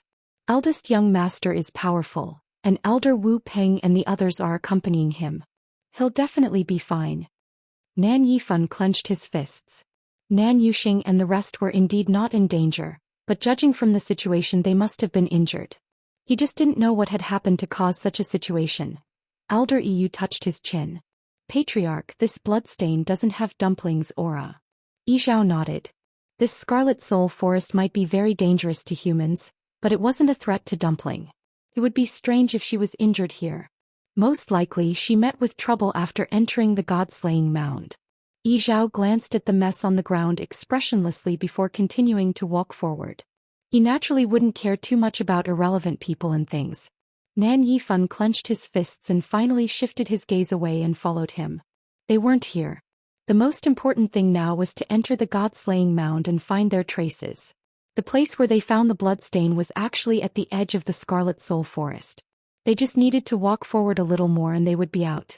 Unfortunately, something happened to Nan Yuxing and the rest. Nan Yifan felt depressed and his face became gloomier. After a while, the group finally walked out of the Scarlet Soul Forest in silence. The view in front of them suddenly widened. The sky was gray with thick layers of clouds. Looking into the distance, there was an endless plain. A cold and gloomy aura instantly hit them in the face. Faintly, one could smell a trace of desolate blood. Nan Yifan's heart skipped a beat. Behind him, an elder couldn't help but ask in a low voice. "Patriarch, don't you feel that the god-slaying mound seems a little different?" Nan Yifan nodded. It was indeed different. He had been here before, but he had never felt such a strong, gloomy and cold aura between heaven and earth. It almost made people tremble from the bottom of their hearts. He couldn't tell what the difference was, but it had changed. Elder Yu walked to Yizhao's side. The smile on his face gradually faded and there was a hint of coldness and seriousness between his brows. "The evil aura here is even stronger," he said. Yizhao nodded. This wasn't a good sign. They had just entered the god-slaying mound, but they already felt such a shocking evil aura. If they continued to go in, no wonder Dumpling chose to ask for help. Yizhao looked around and vaguely determined a direction. When Nan Yifan saw this, he gritted his teeth and chose to follow closely behind. At this point he couldn't detect the aura of those people at all. But the Crimson Gold Sky Phoenix clan was different. They had amazing talent and sensitivity in this aspect. The god-slaying mound was so big and Nan Yuxing and the rest had completely cut off contact with him. The best way was to follow Yizhao and the rest. At this time, Yizhao was thinking about Dumpling and didn't pay attention to Nan Yifan at all. Just like this, the group of people headed into the depths of the god-slaying mound. Mobile users, please browse for a better reading experience from Love Network. Chapter 1703. Time passed silently. Chu Luiyue held a transparent music score tightly in her hands. The dazzling light on it almost dazzled her eyes. From the beginning until now she had not stopped at all and looked at it one by one. The force in her body was also being consumed rapidly in this process. However, every time her force was exhausted, the transparent remnant page in her dantian would surge with more force and pour into her limbs and bones. This was the force that she had been accumulating over the years. With the support of this force, Chu Luiyue was able to hold on until now. Moreover, when this force flowed through her body, it was like a surging river that constantly washed her flesh and bones. Imperceptibly, her physical body was becoming stronger and stronger with each tempering. In other words, on the whole, Chu Luiyue's strength was actually increasing all the time. However, this process was too painful and torturous. Every time her energy was exhausted, she felt like a fish on the verge of death, struggling desperately. After receiving the support of this new force, this pain would slowly lessen. However, this would not last for long because this force would still be consumed quickly. Therefore, a new cycle began again. Again and again, over and over again. Chu Luiyue could not remember how many times she had gone through this extreme process. Moreover, all of this was still going on and there was no sign of it stopping. Needless to say, the chilling sound of the zither was still lingering in her ears. To anyone, this was an extremely torturous experience. If one's mind was not firm enough, perhaps they would have already been defeated.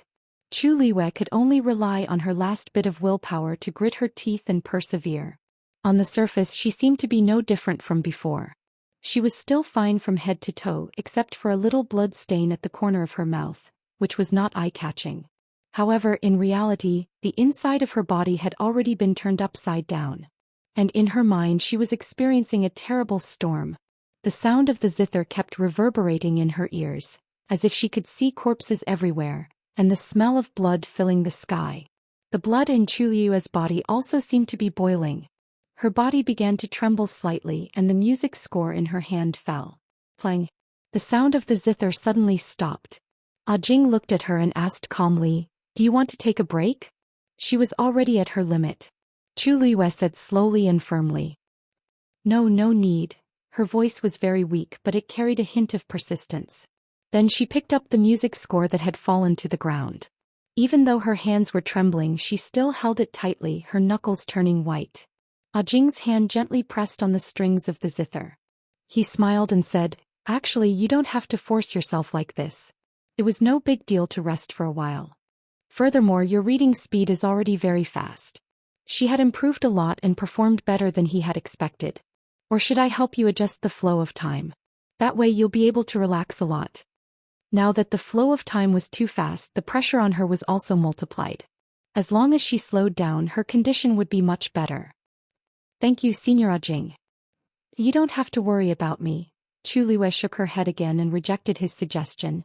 Now she only hoped that she could integrate the music score as quickly as possible and then go out to meet Rong Xiao and the others so that they would not be too worried. Although the process was torturous, she could still bear it. Jing stared at her for a while, then helplessly curled his lips and sighed softly. "You're really stubborn. Not to mention other things, this kind of temperament was extremely rare. Such a person would do her best in everything. How could she not succeed?" His fingertips strummed the strings and the music started again. In an instant, the bloody scene of the battle appeared in her mind again. Suddenly, a thought flashed through her mind. These scenes did not seem to be illusory. In the dark and lonely space, Rong Xiao stood silently. He closed his eyes, covering his mesmerizing eyes.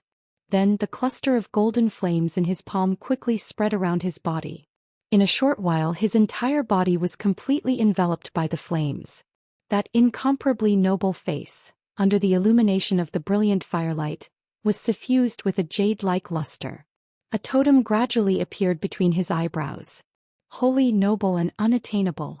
At the same time, the figure in the huge mirror in front of him was also enveloped by the black flames. Powerful, domineering, and awe-inspiring. A totem gradually appeared between his eyebrows.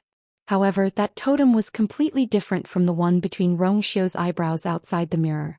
But this totem only flashed for a moment before it was enveloped by the surrounding black flames.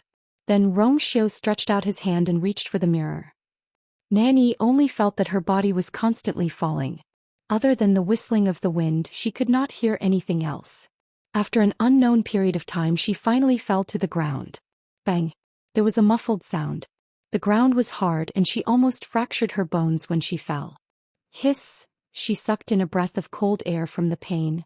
But before she could finish gasping, a corner of crimson clothes entered her peripheral vision. She was shocked and hurriedly looked up. Not far in front of her, a piece of white bone was lying quietly on the ground. It was slender and smooth, stained with black and red blood, and looked like a human forearm bone.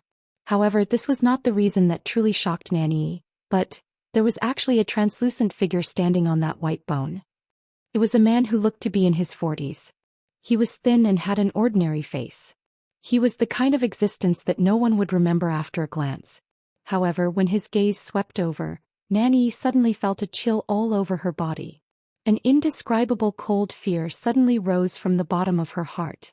With just one look, she was certain that this man was definitely not to be trifled with. "Why, you're the person who spoke to me just now?" Nanny asked nervously. The middle-aged man did not answer this meaningless question. He only sized her up and said indifferently, "Name." Nanny was stunned for a moment before she realized that he was asking for her name. Seeing that the other party didn't seem to have any intention of attacking her, she said hesitantly, "Nanny, you're from the Nan family?" The man looked enlightened. "No wonder you have such a treasure on you."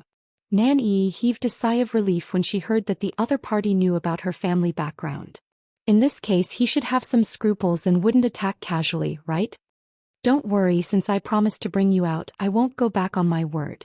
Mobile users, please browse and read. A better reading experience comes from Love Network.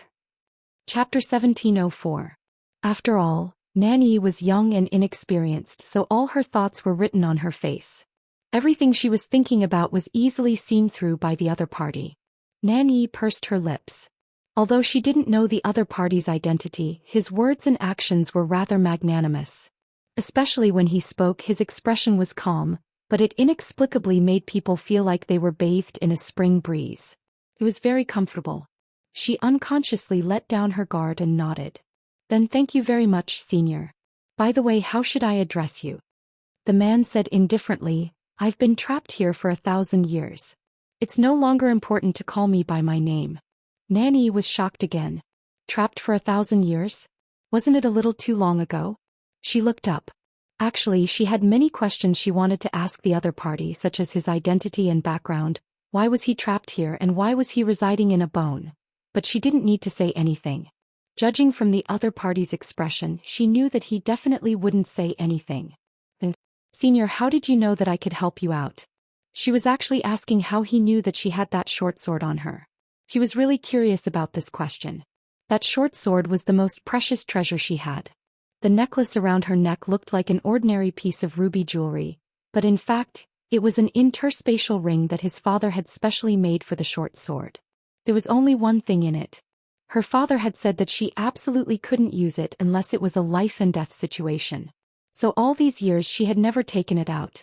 However, this man had recognized her immediately. How could Nanny not be puzzled? She asked carefully, but the man didn't seem to take this matter to heart at all. He seemed to laugh and said indifferently, I've seen countless divine artifacts in my life. I've seen countless divine artifacts in my life. How could I not recognize yours? In other words, he didn't seem to think that the short sword in Nanny's hand was very precious. Nanny choked and felt a little angry and aggrieved.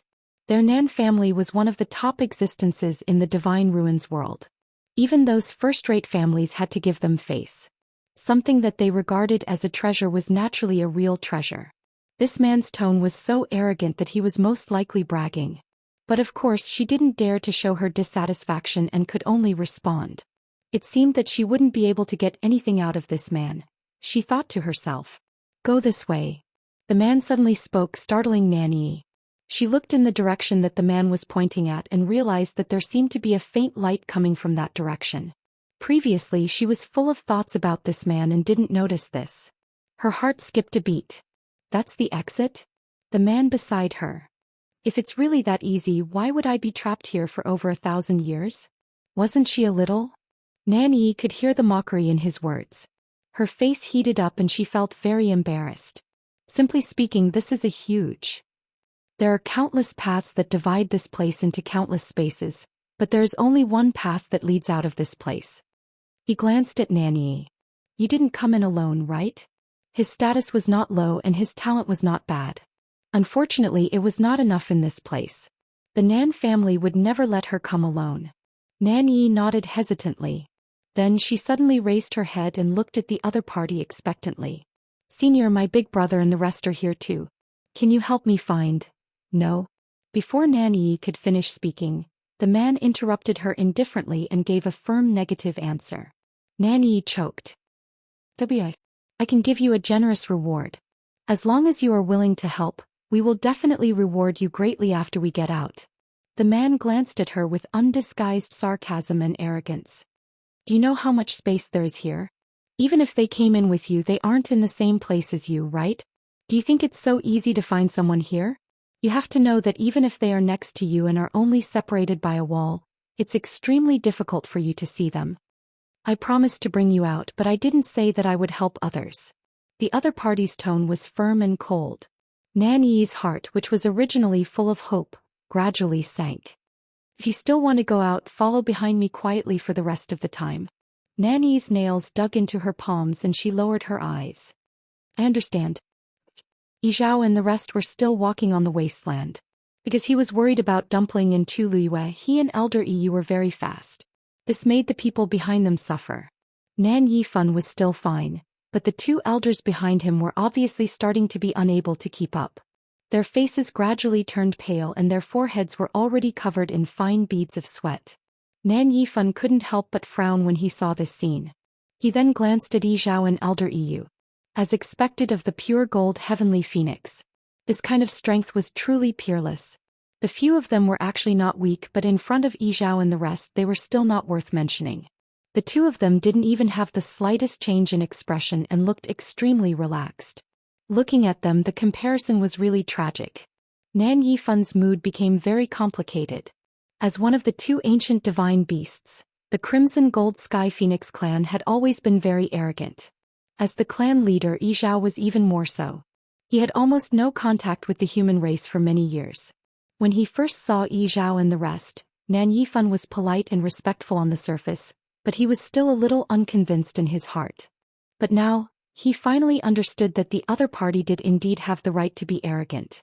It seemed that in the future he had to be more careful when dealing with Yi Zhao and the entire Crimson Gold Sky Phoenix clan.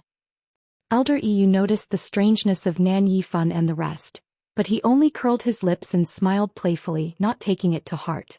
As for the strength of these people, he had more or less guessed it at first glance. It was normal for them to be weak and unable to keep up.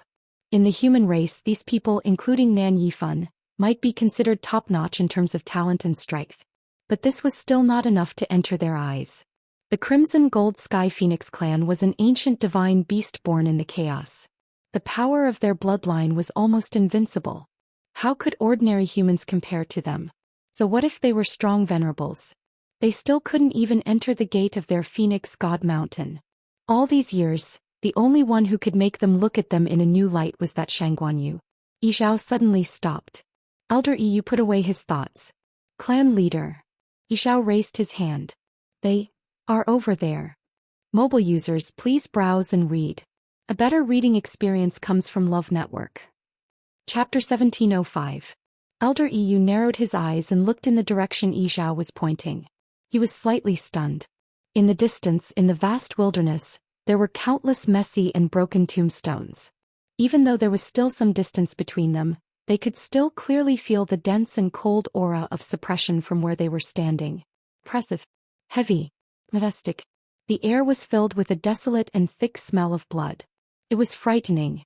This is the tombs of the exalted gods? Elder Yu murmured. Clan leader, do you mean? Yi Zhao raised his chin. Oh, look again.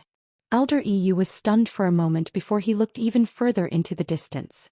Only then did he see that there seemed to be an unusual black color at the point where the sky and the earth met. That's a wall. Elder Yu widened his eyes. Hearing his words, Nan Yifan and the others immediately looked in that direction. However, their eyesight was not as good as Elder Yu's. They could not compare to Yi Zhao's, so they could only see a black line. However, Nan Yifan's face was still filled with shock. There was indeed a wall in the Divine Ruins world. Rumor had it that it appeared in the earth-shattering battle tens of thousands of years ago. It was said that the wall contained endless power and could separate heaven and earth. All the cultivators who participated in the battle back then died, and countless treasures were destroyed. Only this wall was strong and sturdy and had been preserved. Before this, Nan Yifan had only heard of the existence of this wall in rumors. He had never seen it before. Therefore, when he saw it from afar, he could not hide his excitement. However, Yi Zhao's next sentence made his heart turn cold. They should be inside. The moment he said that, the surroundings fell silent. Inside? What inside? The few of them looked at each other blankly. They saw the confusion, suspicion, and disbelief in each other's eyes. Although Elder Yu was not as shocked as Nan Yifan and the others, he also frowned. You're saying they're inside that wall? Yi Zhao nodded. How is that possible? Nan Yifan finally had no one to stop him from speaking. Clan leader Yi Zhao, are you saying that they are behind that wall? How could a perfectly good wall contain people? Moreover, the reason why this wall was so famous was because it was exceptionally sturdy. Not only did it not collapse during the bloody battle back then, it even stood tenaciously between heaven and earth after experiencing tens of thousands of years of wind, frost, and rain. It would be difficult for an average person to even leave a hole in the wall, let alone others. Wasn't this too strange? Yi Zhao didn't even look at him as if he hadn't heard his question at all. He walked straight to the wall. Elder Yu immediately followed after him. However, the smile on his face had already disappeared. Instead, it was replaced by a rare solemn and serious expression. Nan Yifan didn't get an answer, but he didn't have time to feel aggrieved. This was because he could tell that Yi Zhao and Yu Yuehan seemed to be a little nervous. I'm afraid things are going to get troublesome. Nan Yifan's heart also hung in the air. If the person Yi Zhao and the others were looking for was trapped in that wall, then would Yi and the others also? This thought made him feel a strong sense of uneasiness. He took a deep breath and waved at them. Follow me. The tombs of the exalted god were silent. Yi Zhao and the others passed through in silence. The process was long and torturous. Moreover, the closer they got, the more they could feel the astonishing pressure and evil aura. The tombs of the exalted god should be in front. Elder Yu whispered. The wall was in the tombs of the exalted god. The further they went, the closer they got to the wall. Naturally, they could see it more clearly. Nan Yifan gritted his teeth and walked, staring straight at the black wall in front of him that was getting clearer. The wall was extremely tall and stood there quietly. He couldn't see the end of it on either side. He didn't know how long this wall was. Why hadn't he seen it before when he came here? Plop. A muffled voice came from behind. Nan Yifan turned around to look. One of the elders who came with him fell to the ground with a pale face. Ma, Patriarch. Before he could finish his sentence, his chest shook and he spat out a mouthful of blood. The bloodstains were dark red, making his face look even more haggard and miserable. Nan Yifan's face darkened. An elder next to him couldn't help but say, Patriarch, the evil aura on the wall is too terrifying. I'm afraid Elder Jinming can't hold on. I'm afraid the rest of us will also. This wasn't an insult, but it was the truth. They knew each other's strength the best. They had already come this far and no one wanted to stop here. If it wasn't for the fact that they had no other choice, they wouldn't have. Nan Yifan closed his eyes and said, You and Elder Jinming stay here and wait. Don't go any further. The road ahead was dangerous and he couldn't gamble with his elder's life. The two elders were hesitant at first, but in the end they chose to nod and agree. They knew that they were at the end of their rope. If they forced themselves to follow, they would only be a burden. Patriarch, you must be careful. Nan Yifan didn't delay for too long. He gave a few words of advice and turned to leave, continuing to follow Yi Zhao and Elder Jinming. They walked forward for a while more before finally arriving in front of the wall. Yi Zhao stopped in his tracks and stared fixedly ahead with a deep gaze. Elder Yu frowned. The situation was worse than he had expected. When Nan Yifan caught up, he immediately noticed the low pressure around the two. His heart sank as well. After waiting for a while, seeing that Yi Zhao and Elder Jinming still had no intention of speaking or taking action, Nan Yifan finally spoke hesitantly. Patriarch Yi Zhao, are you sure that the person you're looking for is inside? Elder Yu put his hands behind his back and said indifferently, Patriarch Nan, your daughter and the others should be inside too. Nan Yifan was shocked. How did you? This wall can isolate all auras. Anyone who enters will lose contact with the outside world. A look of horror flashed across Nan Yifan's eyes. He really didn't know about this. He looked at the black wall in front of him again. It was tall, heavy and majestic. After weathering the wind and frost, the wall was mottled, and the biting cold murderous aura kept gushing out from it, almost unbearable. They were still outside, but it was already so unbearable. If they really entered, wouldn't it be even more dangerous? Then we have to get them out quickly. Nan Yifan said nervously. Elder Yu suddenly laughed, but there wasn't any smile on his face. He turned his head and glanced at Nan Yifan. Patriarch Nan, do you know how many people have been trapped here for tens of thousands of years? Nan Yifan looked at him, and a strong sense of uneasiness suddenly surged in his heart. Elder Yu said indifferently, Not a single one. Mobile users, please browse for a better reading experience from Love Network. Chapter 1706. Not a single one. Nan Yifan's eyes widened. Didn't that mean that everyone who entered this place would die with no chance of survival? Then Yu Xingyi and the others, Elder Yu, is what you said true? Nan Yifan had been through a lot in his life and was usually unperturbed even if Mount Tai collapsed in front of him. However, when he heard this, he panicked. It was very likely that his only two closest bloodlines were inside. If they really could never come out, then Nan Yifan did not dare to continue thinking. He took a step forward and asked anxiously. Clan leader Yi Zhao, you must have a way, right? If the people Yi Zhao was looking for were inside, he would definitely think of a way to bring them out. Perhaps he could also bring Yu Xingyi and the others. Step back. Yi Zhao suddenly said. Nan Yifan hurriedly did as he was told and looked at Yi Zhao expectantly. Elder Yu wanted to say something but hesitated. In the end, he did not say anything and took a few steps back. Yi Zhao raised his head and looked in front of him. A cluster of crimson gold flames suddenly appeared in his palm. A terrifying aura instantly descended upon the place. The temperature of the surrounding space also rose rapidly with the appearance of this flame. Nan Yifan's Adam's apple bobbed and his throat went dry. However, he did not dare to blink for fear that he would miss something. At the same time, he was also secretly shocked. Yi Zhao's attack was indeed extraordinary. His true realm and strength were obviously more shocking than the rumors. This also made Nan Yifan feel slightly more at ease. Yizhao was so powerful. Perhaps he could create a miracle. Buzz. The moment Yizhao attacked, the black wall in front of him immediately reacted.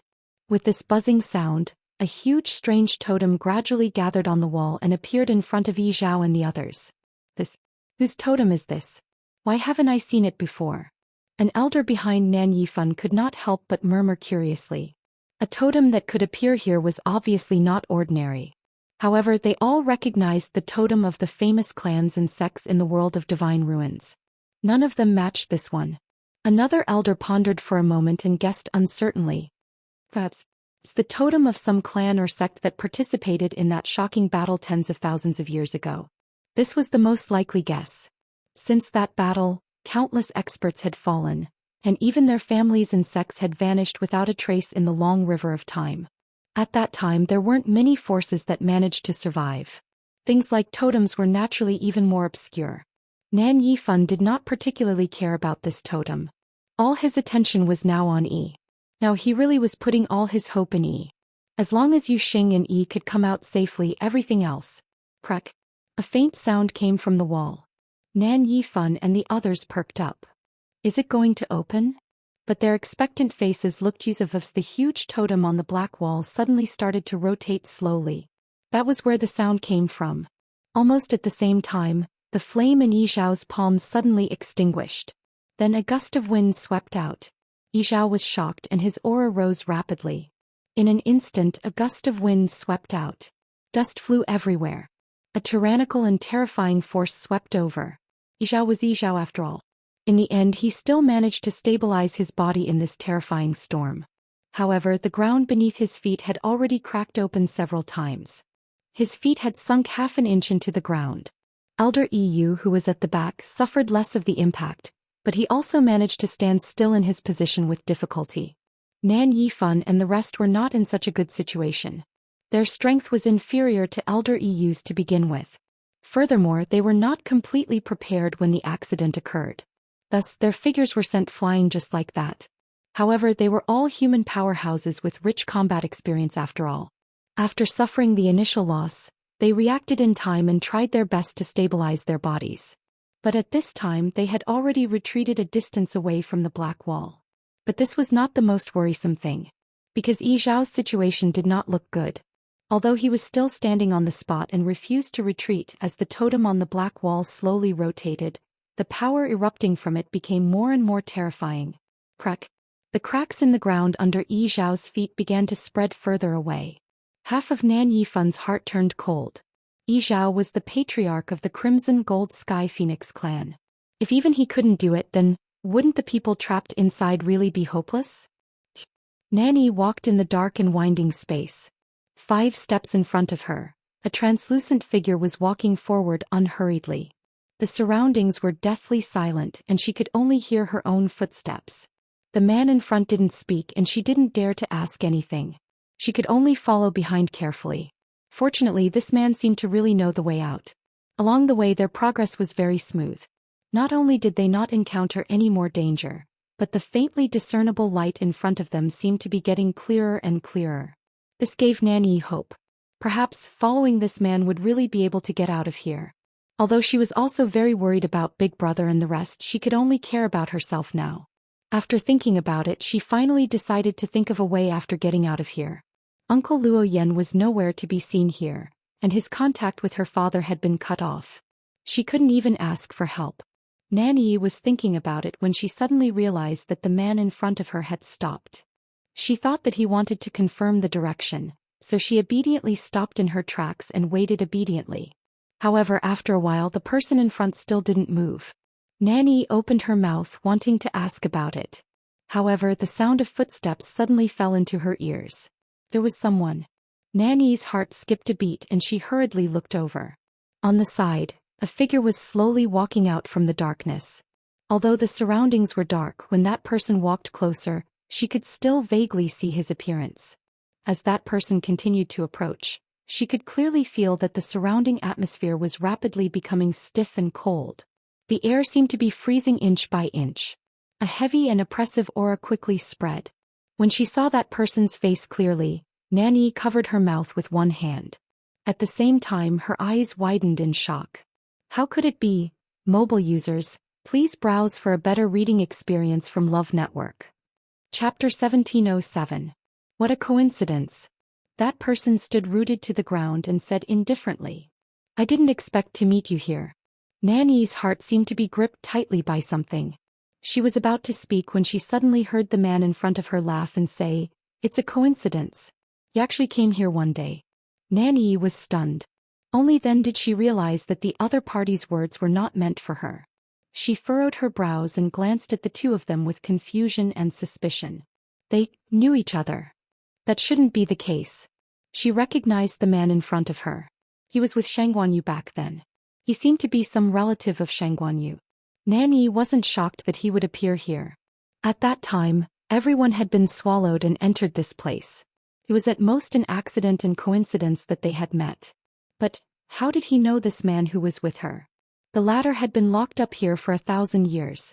The man in front of her continued. Actually, what surprised me even more is that you're still alive. His voice sounded very calm at first, but if one thought about it carefully, they would realize that he seemed to be suppressing something. Nanny couldn't describe this feeling. Shangguanjing smiled as well. I should be the one saying this to you. You're the one who's truly tough. You've been trapped here for so long, but you're still struggling at death's door. As soon as he finished speaking, Nanny suddenly felt a strong murderous intent. But this murderous intent only flashed past.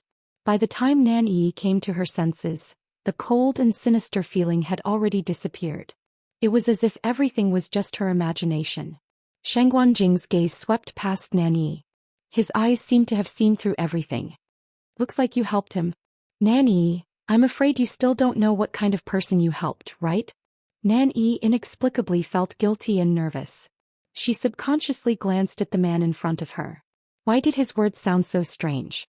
Could it be that this man's identity was extraordinary, or was there something fishy? Shangguanjing, the feud between us has already been settled back then. Let's mind our own business now. You can do whatever you want, but don't stop me from leaving. Otherwise, I won't be polite. This was the first time Nanny had heard such threatening words from the man in front of her. Shangguanjing laughed out loud as if he had heard a joke. After a long while he said, You Hongshan, what else can you do to me? Based on the fact that you don't even have a physical body and are just a remnant soul. How laughable. Back then Yu Hongshan's strength had already been inferior to his, and he had only managed to fight him to a draw by relying on various schemes and tricks.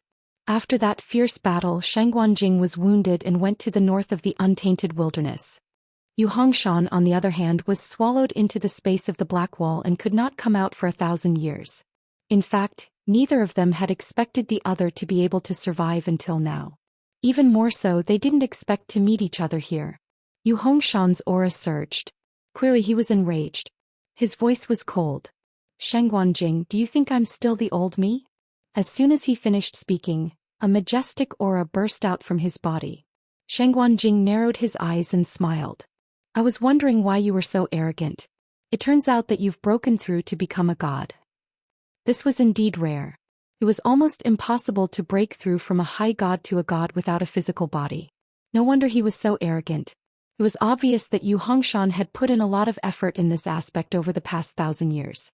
Or perhaps he had encountered some fortuitous opportunity here. However, Shangguanjing didn't care. His feet slightly staggered, and the aura on his body rapidly became dangerous. In that case, I'll have a good fight with you. Seeing that Shangguanjing was really going to fight here, Yu Hongshan's face twisted for a moment. He had only said those words to intimidate Shangguanjing. He didn't really want to fight him. He wasn't afraid of Shangguanjing. What he wanted to do the most right now was to get out of here. It wouldn't be too late to fight after he got out.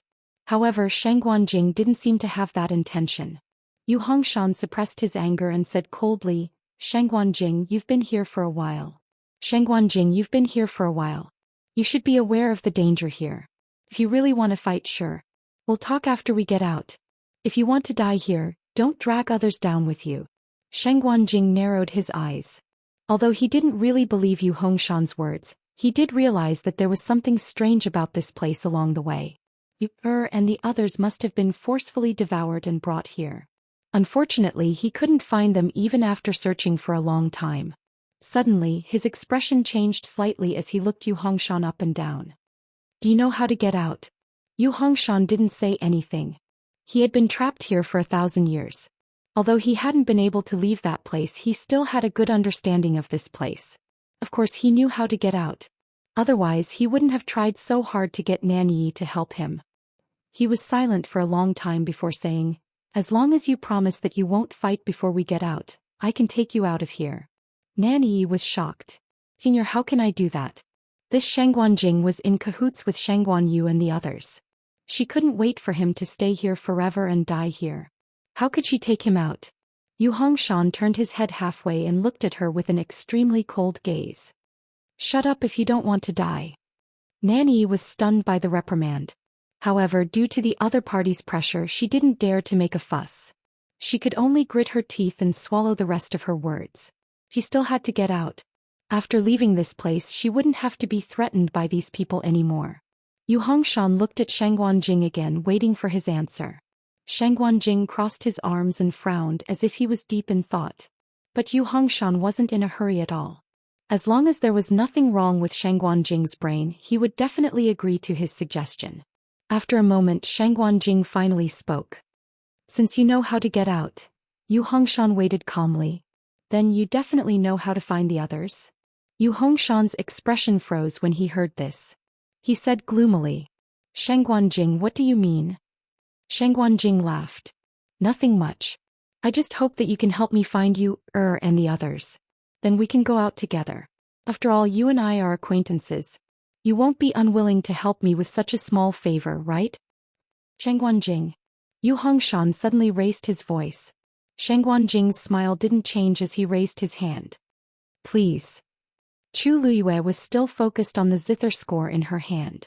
She didn't remember how much she had read, but the number of zither scores hanging around her had obviously decreased by a lot.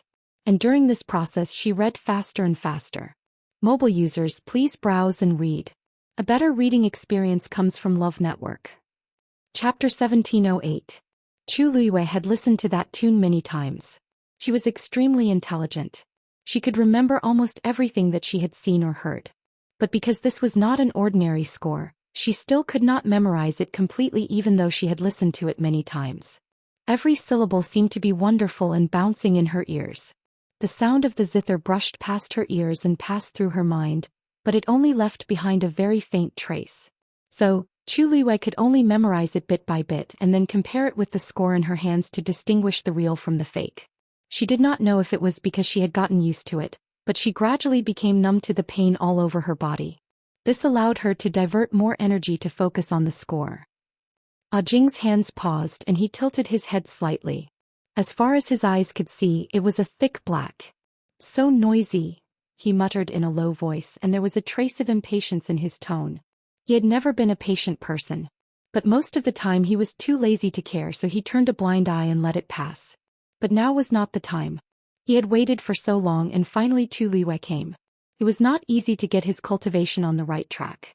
How could he be disturbed? His well-defined fingers moved gently and a light blade flew out in an instant. And he did all this silently. Chu Luiyue, who was focused on the score, did not notice. Boom. With a violent sound, a ball of fire suddenly exploded in front of Yi Zhao. He tipped his toes and quickly retreated. Violent energy swept out in all directions, and there were even scorch marks on the ground. Nan Yifan and the others retreated again. After a while the force finally subsided. Smoke and dust filled the air and there was still the smell of something burning in the air.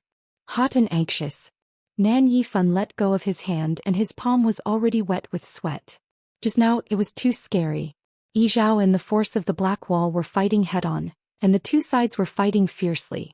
Just by standing there they could feel the terrible heat that would rush toward them in the next second. If it were them, they would not even be able to hold on for a third of the time. "Patriarch, how are you?"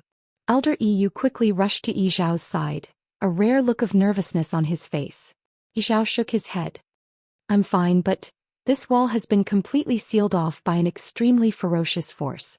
I'm afraid it will be difficult to force our way in from the outside." Elder Yu had actually already expected this outcome. However, when he saw Yi Zhao's grave expression, his heart unconsciously sank.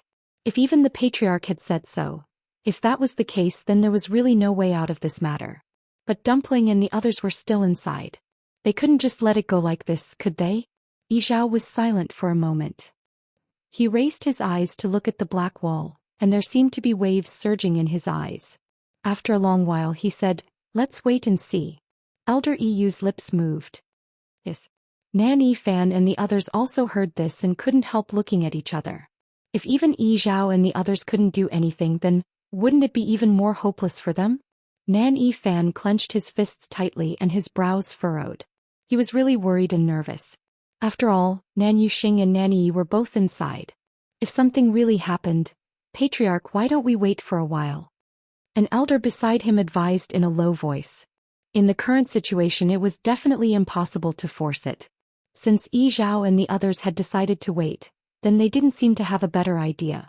Nan Yifan took out a jade pendant. 4 light spots were still floating gently in it. However, one of them had obviously become much dimmer. That was Elder Bai Tong. Nan Yifan kept the jade pendant and stared at the black wall in front of him. Wait. He waved at the two of them. You guys should also rest for a while and adjust. After rushing all the way here, all of them were exhausted. And they hadn't encountered any trouble. If they encountered any danger again, it would be difficult for them to save their own lives. The 2 elders nodded in agreement. Nan Yifan closed his eyes and muttered in a low voice. The murderous aura in the god-slaying tomb seems to be getting stronger. He had never encountered such a situation when he came here before. He didn't know what was going on. Just as he turned around and was about to adjust his breathing, a strange fluctuation suddenly came from the black wall. Buzz. Everyone present quickly looked up. They saw the light on the wall rotating. The huge totem was even more dazzling. Then a figure suddenly fell out of it. Nan Yifan looked over and was pleasantly surprised. Who else could it be but his precious daughter Nanny Yi? Nanny Yi was still in a daze, but when she heard this voice she was shocked and subconsciously looked over. Father. Nanny Yi widened her eyes in disbelief.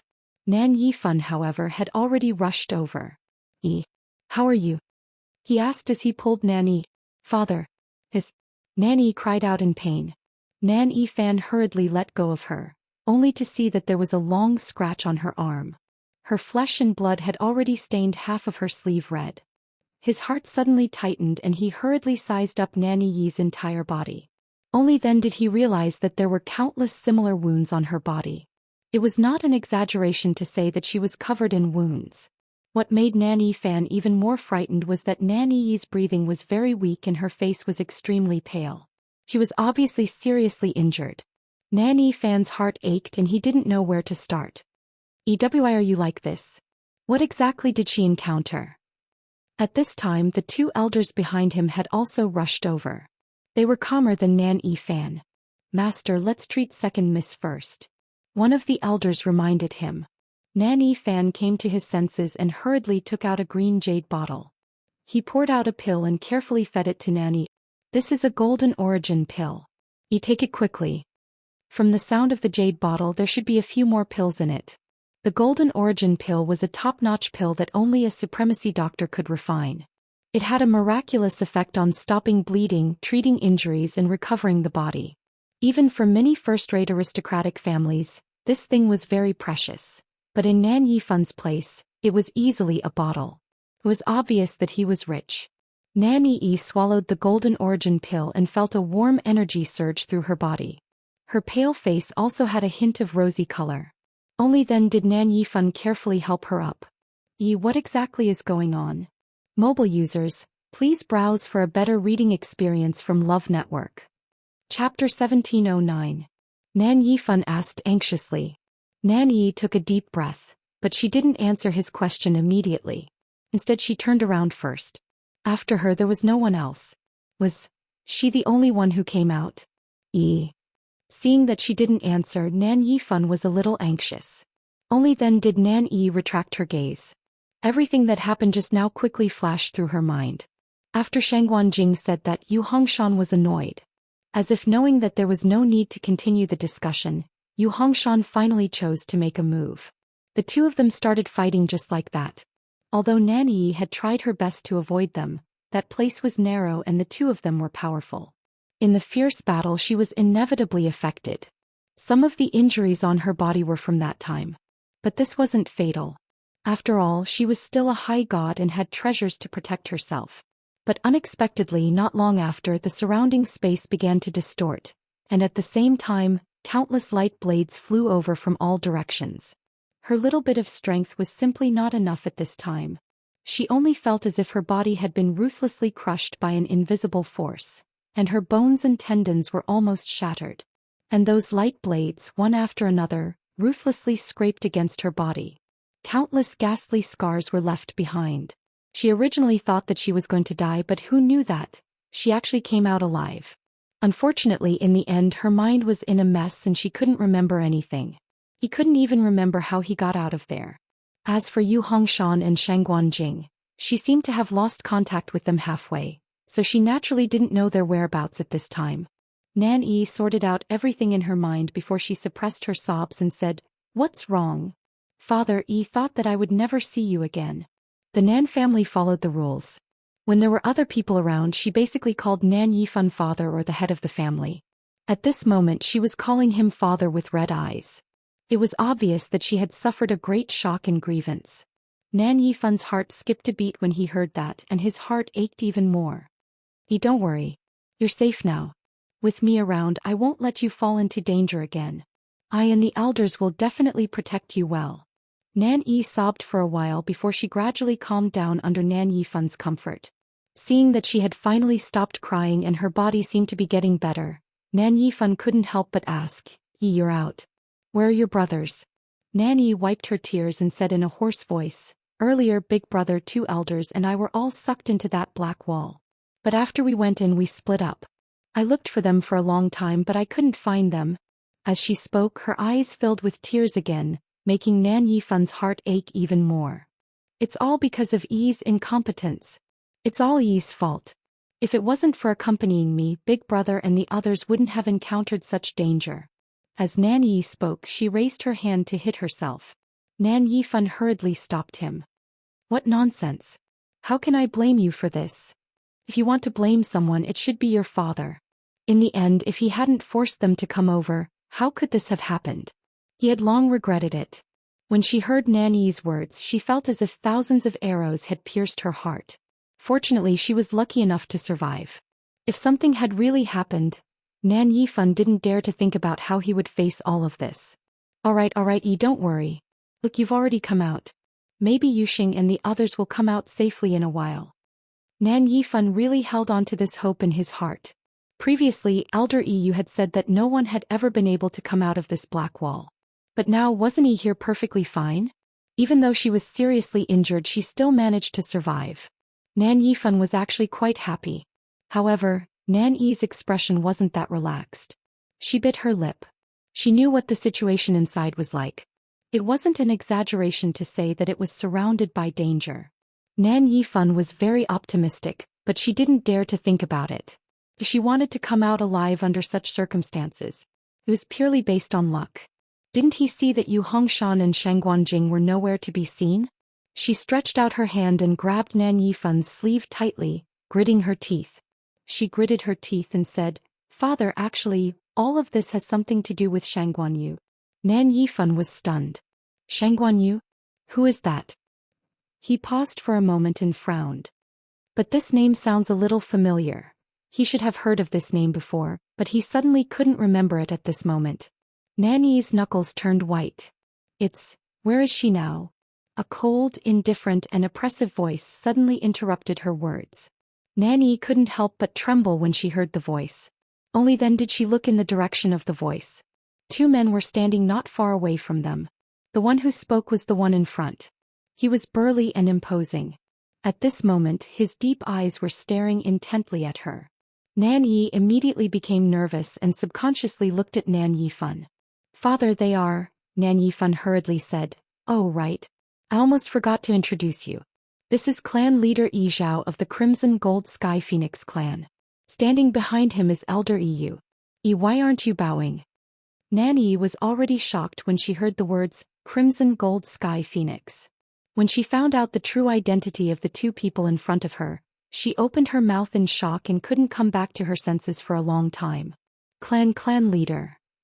This was a top-notch big shot that only existed in rumors. It was said that even venerables were rejected when they went to seek an audience. Arrogant, domineering. This was the impression that most cultivators in the Divine Ruins world had of the Crimson Gold Sky Phoenix clan. And as the clan leader, Zhou was even more so. Nanny had never expected that she would meet such a person here. No wonder even father was so polite. Nanny hurriedly bowed. Junior Nanny greets. Let me ask you, where is the person you mentioned just now? Zhou couldn't be bothered to beat around the bush with her and went straight to the point. Nanny was stunned for a moment before she quickly glanced at Zhou. His expression didn't look good. But he obviously knew Xianxia. That's right. Xianxia had contracted a Crimson Gold Sky Phoenix. As the clan leader, how could Zhou not know about it? He was most likely here to find trouble with Xianxia. To contract a Crimson Gold Sky Phoenix. He must be tired of living. Look, even their clan leader was alarmed. At this thought, Nanny's thoughts turned and she asked.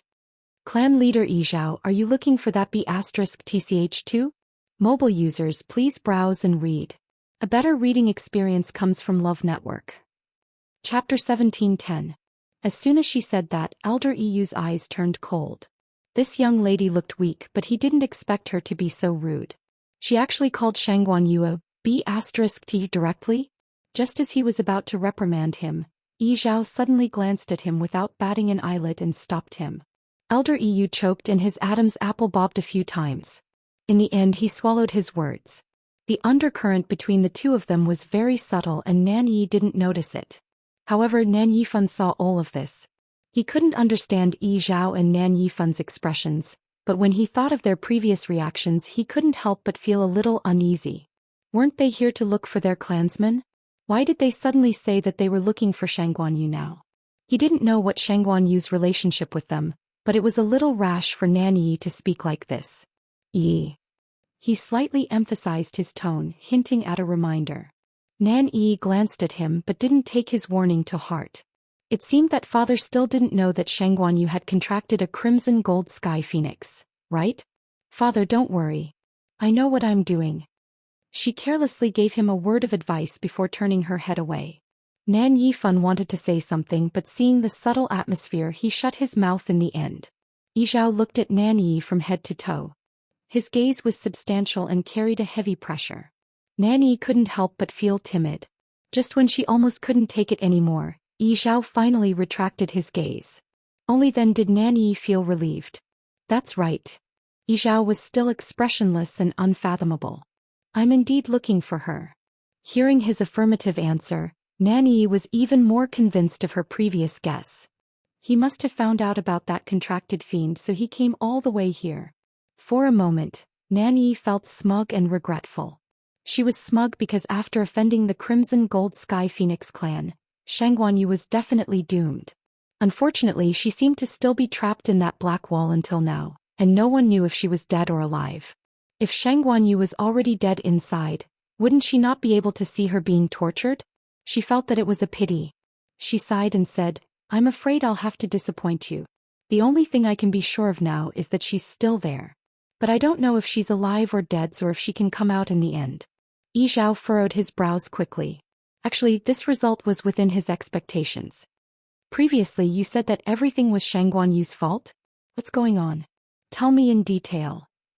Zhou's tone was calm and indifferent, yet it was noble and arrogant, and it caused others to unconsciously feel reverence and submission. Nanny loosened and tightened her grip. This matter we have to start from a few days ago.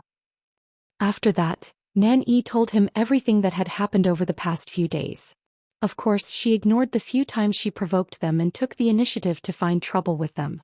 She emphasized how Xianxia was rude and attacked them forcefully. The most important thing was that Xianxia tried to kill her, but in the end, everyone was swallowed by the black wall. According to her, everything seemed to be caused by Xianxia. From the beginning to the end she didn't even mention Rong Xiu's name. When outsiders heard this, They would naturally think that Shangguan Yu was an arrogant, domineering, unreasonable, selfish and ruthless person. She was also the one who put everyone in a life-and-death situation. Elder Yu couldn't continue listening after hearing a few sentences. It wasn't like he hadn't interacted with that girl before. Nanny's words were obviously not trustworthy. He didn't know how Shangguan Yu had offended her. He was actually trying so hard to smear their name. It was as if she couldn't wait to kill them forever. Could it be that it was just because they were all swallowed by the black wall? That's it. After Nan finished speaking, she glanced at Yi Zhao carefully. Unfortunately, Yi Zhao's expression didn't change. Nan couldn't guess what he was thinking at this time. On the other hand, Nan Yifan and the others were shocked by her words. You're saying that Shangguan Yu contracted a crimson gold heavenly phoenix? Nan nodded. I don't know what method Shangguan Yu used. And that crimson gold heavenly phoenix is very obedient to her. Nan Yifan frowned. Since it's a contracted divine beast, it's normal. No wonder Nan dared to say so earlier. There was such a shocking secret behind it. The crimson gold heavenly phoenix was an ancient divine beast and had always been extremely arrogant. They didn't even bother to interact with humans, let alone contract. This was undoubtedly a stain on their entire race.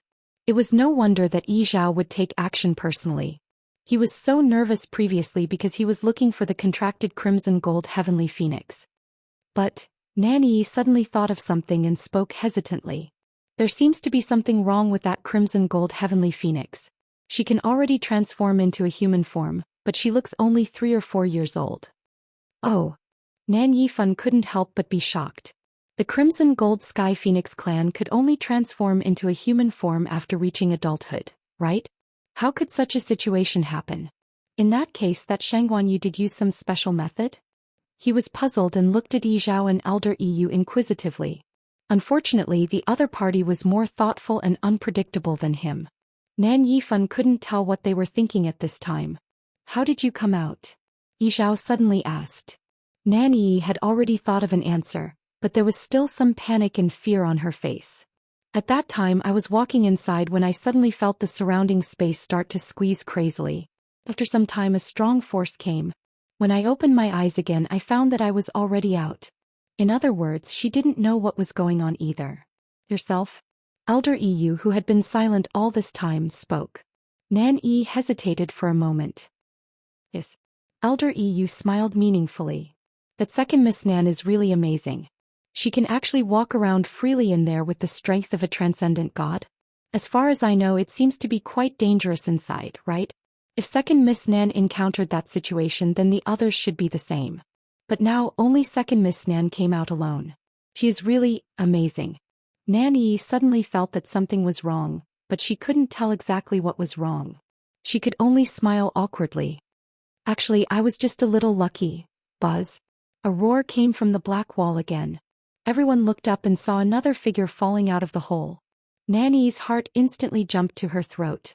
Mobile users, please browse and read. A better reading experience comes from Love Network. Chapter 17:11. That person looked up. A face full of bloodstains entered everyone's eyes. However, Nanny's heart instantly calmed down. Yuxing. Nan Yifan was the first to react. He shouted and immediately rushed over to help him up. Not only was Nan Yuxing's face covered in blood, but his clothes were also soaked in blood.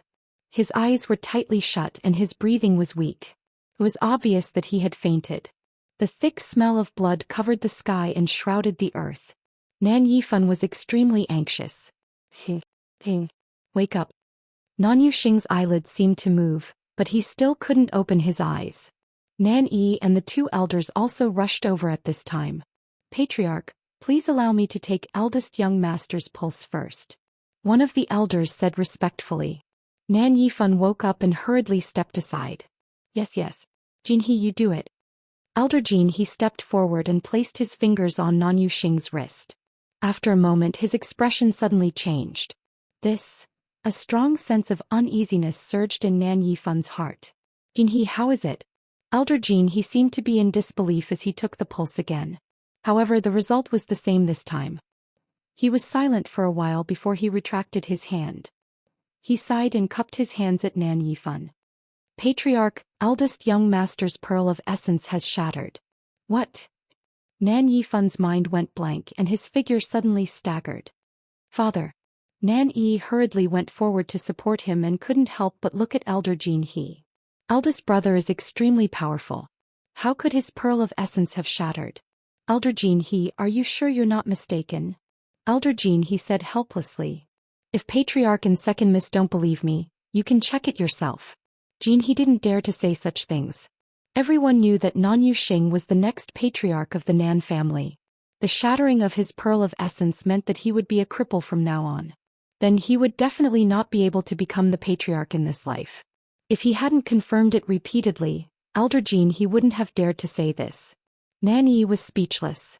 Her chest seemed to be blocked by something and she felt suffocated. She turned her neck stiffly and looked at Nan Yuxing. At this moment Nan Yuxing finally woke up. Big brother. Nan Yi pounced over. Nan Yuxing's vision was still blurry. But he no longer cared. He ignored Nan Yi and looked at Elder Jin He with a dazed expression as he asked, "What's wrong? What you said just now, is it true?" In fact, he had been awake for a long time, but he couldn't open his eyes. However, he could hear everything around him clearly. Naturally, Elder Jin He's words were included as well. Elder Jin He looked away and sighed. Whether it's true or not, eldest young master, shouldn't you know best? That was his core of essence. It was the source of his cultivation. Now that his origin core had shattered, all of the origin power in his body was rapidly escaping out of his body. How could he not feel it? Nan Yuxing's face was expressionless. After a long while, the corners of his mouth twitched with difficulty. That's true. In fact, he had felt it long ago, but he still didn't dare to believe it. From the moment he was born, he was a proud son of heaven. Who would have thought that one day his core of essence would shatter and he would become a cripple? To him, Nan Yifan and Nan Yi who were present, this was undoubtedly a bolt from the blue. Big brother. Nan Yi hugged him and cried.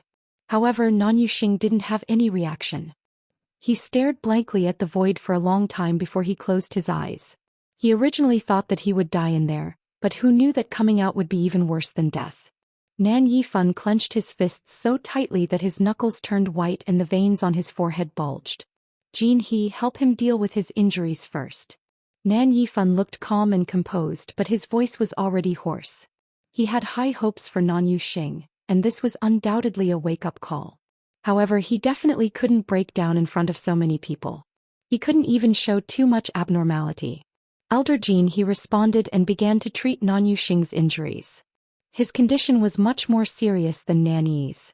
In addition to external injuries, internal injuries were even more difficult to treat. His core of essence had shattered. It was really fortunate that he was able to survive. Of course, Nan Yuxing obviously didn't want this fortune himself. He closed his eyes and his face was ashen. It was obvious that he no longer had any motivation to live. Elder Jin He was a little anxious and whispered to Nan Yi. Second Miss, eldest young master has no intention of living. I'm afraid it won't be good if this continues. Nan Yi wiped away her tears. Actually, if she was Big Brother, she probably didn't want to live anymore. But she couldn't just watch Big Brother die like this. She took a deep breath and leaned closer. Big Brother, we haven't taken revenge yet. You must persevere. Don't you want to see what will happen to that B*TCH who reduced us to such a state? Nan Yi gritted her teeth as she said these words. Every word carried a deep hatred and resentment that couldn't be dispelled. She blamed all of this on that one person. At the same time, she pointed all the spearheads at that person. Finally, those words managed to move Nan Yuxing. With great difficulty, he slowly opened his eyes. His originally lifeless and despairing eyes were gradually filled with deep hatred. That's right. All of this was that Shangguan Yu's fault. If it wasn't for her, they wouldn't have been involved in that and he wouldn't have become like this. His entire life had been ruined by the other party. Where is she? Nan Yuxing gritted his teeth and spat out a few words. It was as if as long as Chu Liwei appeared in front of him now, he would immediately suck her blood and eat her flesh. Nan Yi cooperated with Elder Jin He to treat his injuries while comforting him. Big Brother, she hasn't come out yet. But since we've all come out, she will definitely come out too. When the time comes, we'll settle this score with her properly. Nan Yuxing held his breath. Right, he had to live.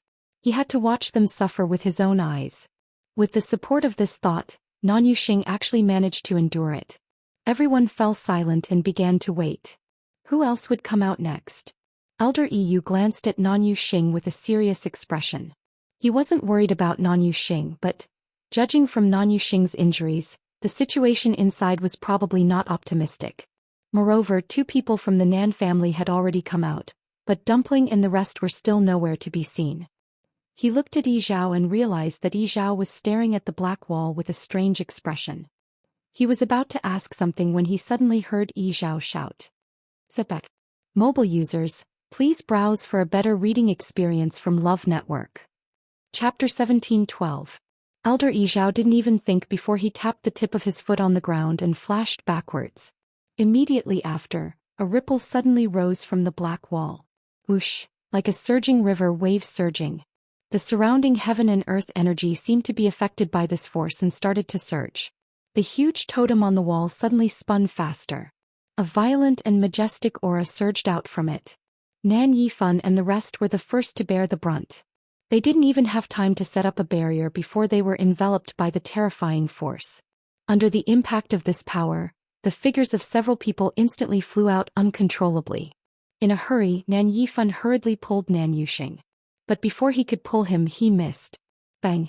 They fell to the ground one after another. Nan Yuxing's chest shook and he spat out another mouthful of blood. Yuxing.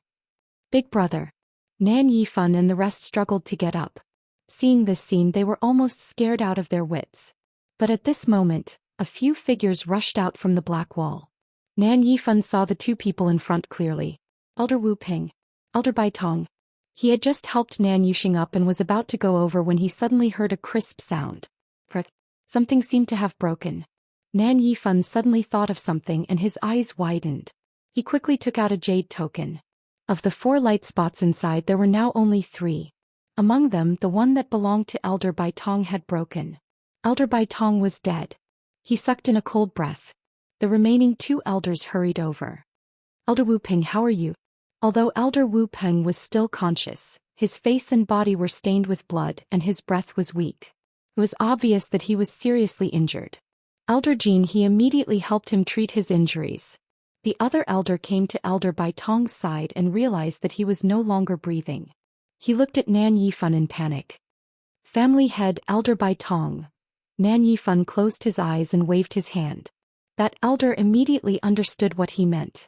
With a heavy heart he moved Elder Bai Tong's body to the side, preparing to bring it back for burial. Nan Yifan glanced out of the corner of his eye and saw that a section of Elder Bai Tong's calf had been cut off. He frowned. Elder Bai Tong's leg. What's going on? It doesn't look like a recent injury. Nan Yi hesitated for a moment. She had only mentioned that Elder Bai Tong had been injured during the battle with Shangguanyu, but she had not mentioned that his leg had been cut off by Rong Xiu. That is, before she could explain, another figure fell out of the black wall. Nan Yi instinctively looked over and her eyes lit up. Uncle Luo Yan. The man who fell to the ground and stood up with one hand supporting himself was none other than Luo Yan. Hearing this voice, Luo Yan looked up. When he saw Nan Yi, he heaved a sigh of relief. Then he turned his gaze and saw Nan Yifan and the others. It turned out that they had already arrived.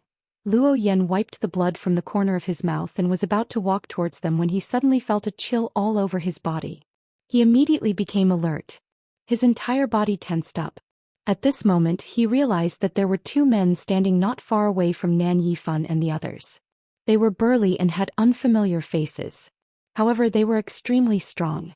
When he saw the appearance of the man standing in front of him, Luo Yan suddenly thought of something and his expression changed slightly. This person was Luo Yan. Nan Yifan walked over and sized him up. After confirming that he had only suffered some minor injuries, he heaved a sigh of relief. At this point all of their people had come out. Other than Elder Bai Tong, Elder Wu Peng and Nan Yuxing were both seriously injured.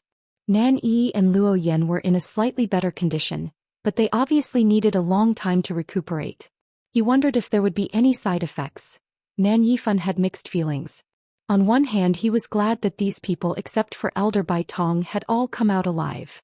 On the other hand the battle was tragic and their injuries were serious. Especially Nan Yuxing who had become a cripple. It was more painful for him than death. At the same time, it also made Nan Yifan's heart ache. Luo Yan nodded. Patriarch, don't worry. I'm fine. He quickly scanned his surroundings and basically determined what the situation was.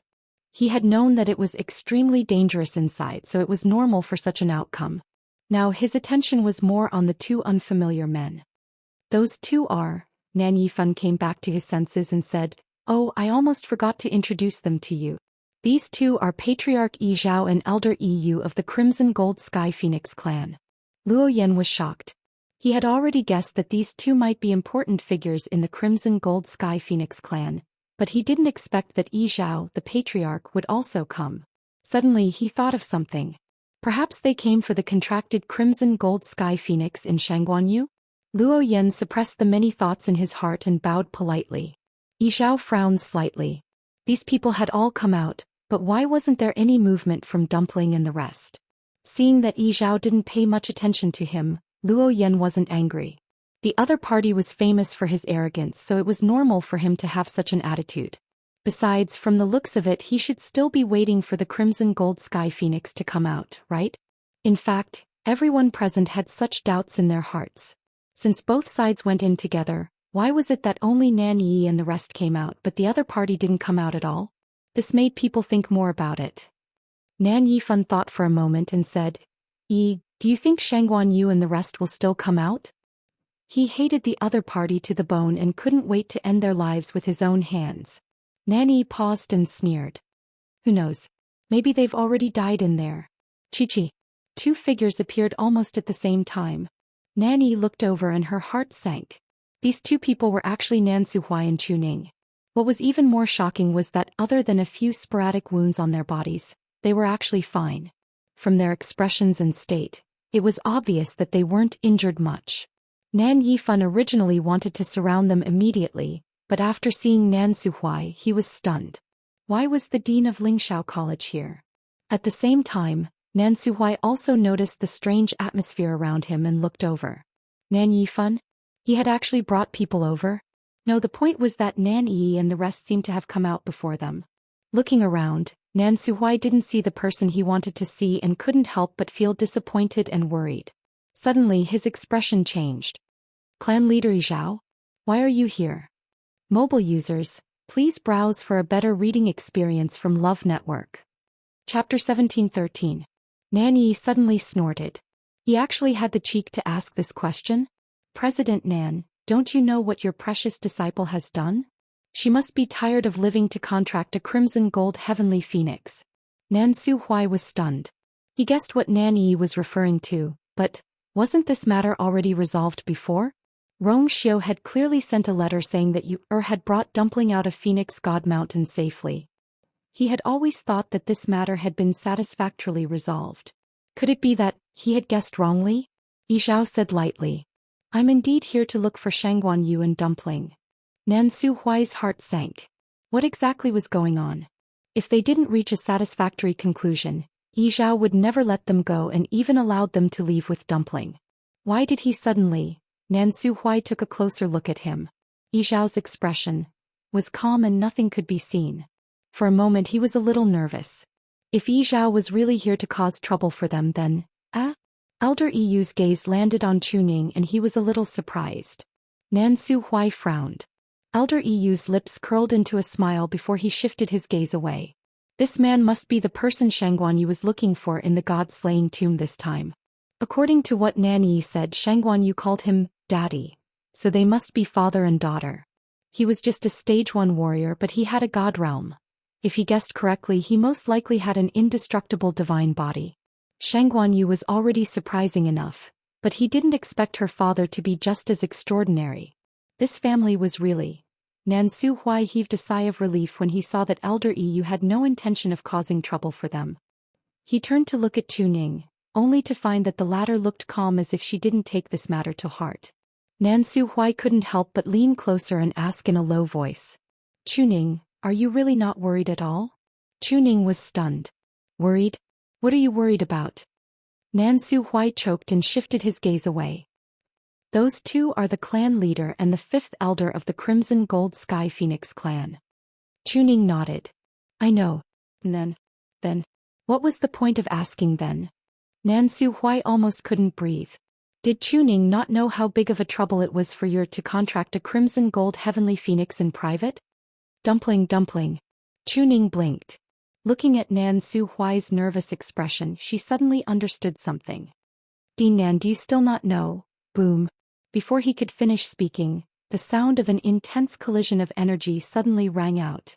Everyone turned around and saw two figures, one in front and one behind, rushing out from the black wall.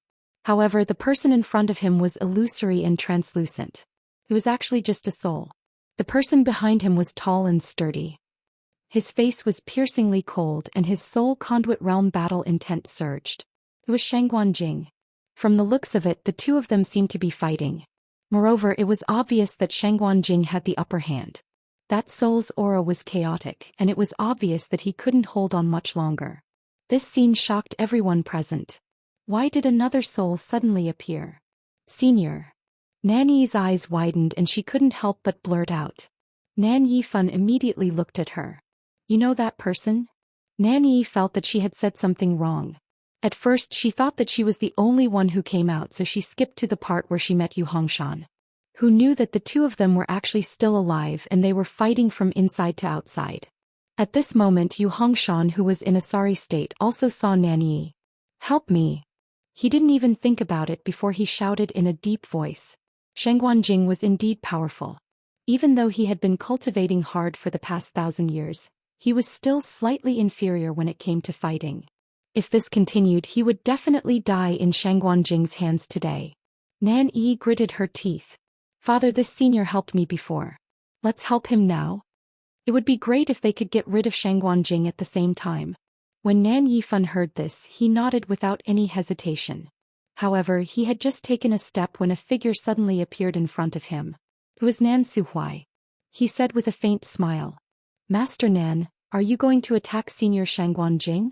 Nan Yifan sneered. Why? Is Dean Nan planning to stop me? Senior Shangguan Jing is Yu Er's ancestor and is also a distinguished guest of our Lingshao College. If he's in danger, there's no reason for us to sit back and do nothing. Although Nan Suhui was smiling, his eyes were very determined. Nan Yifan slowly clenched his fists. Dean Nan, are you really going to go against us for Shangguan Jing? Nan Suhui shrugged with a smile.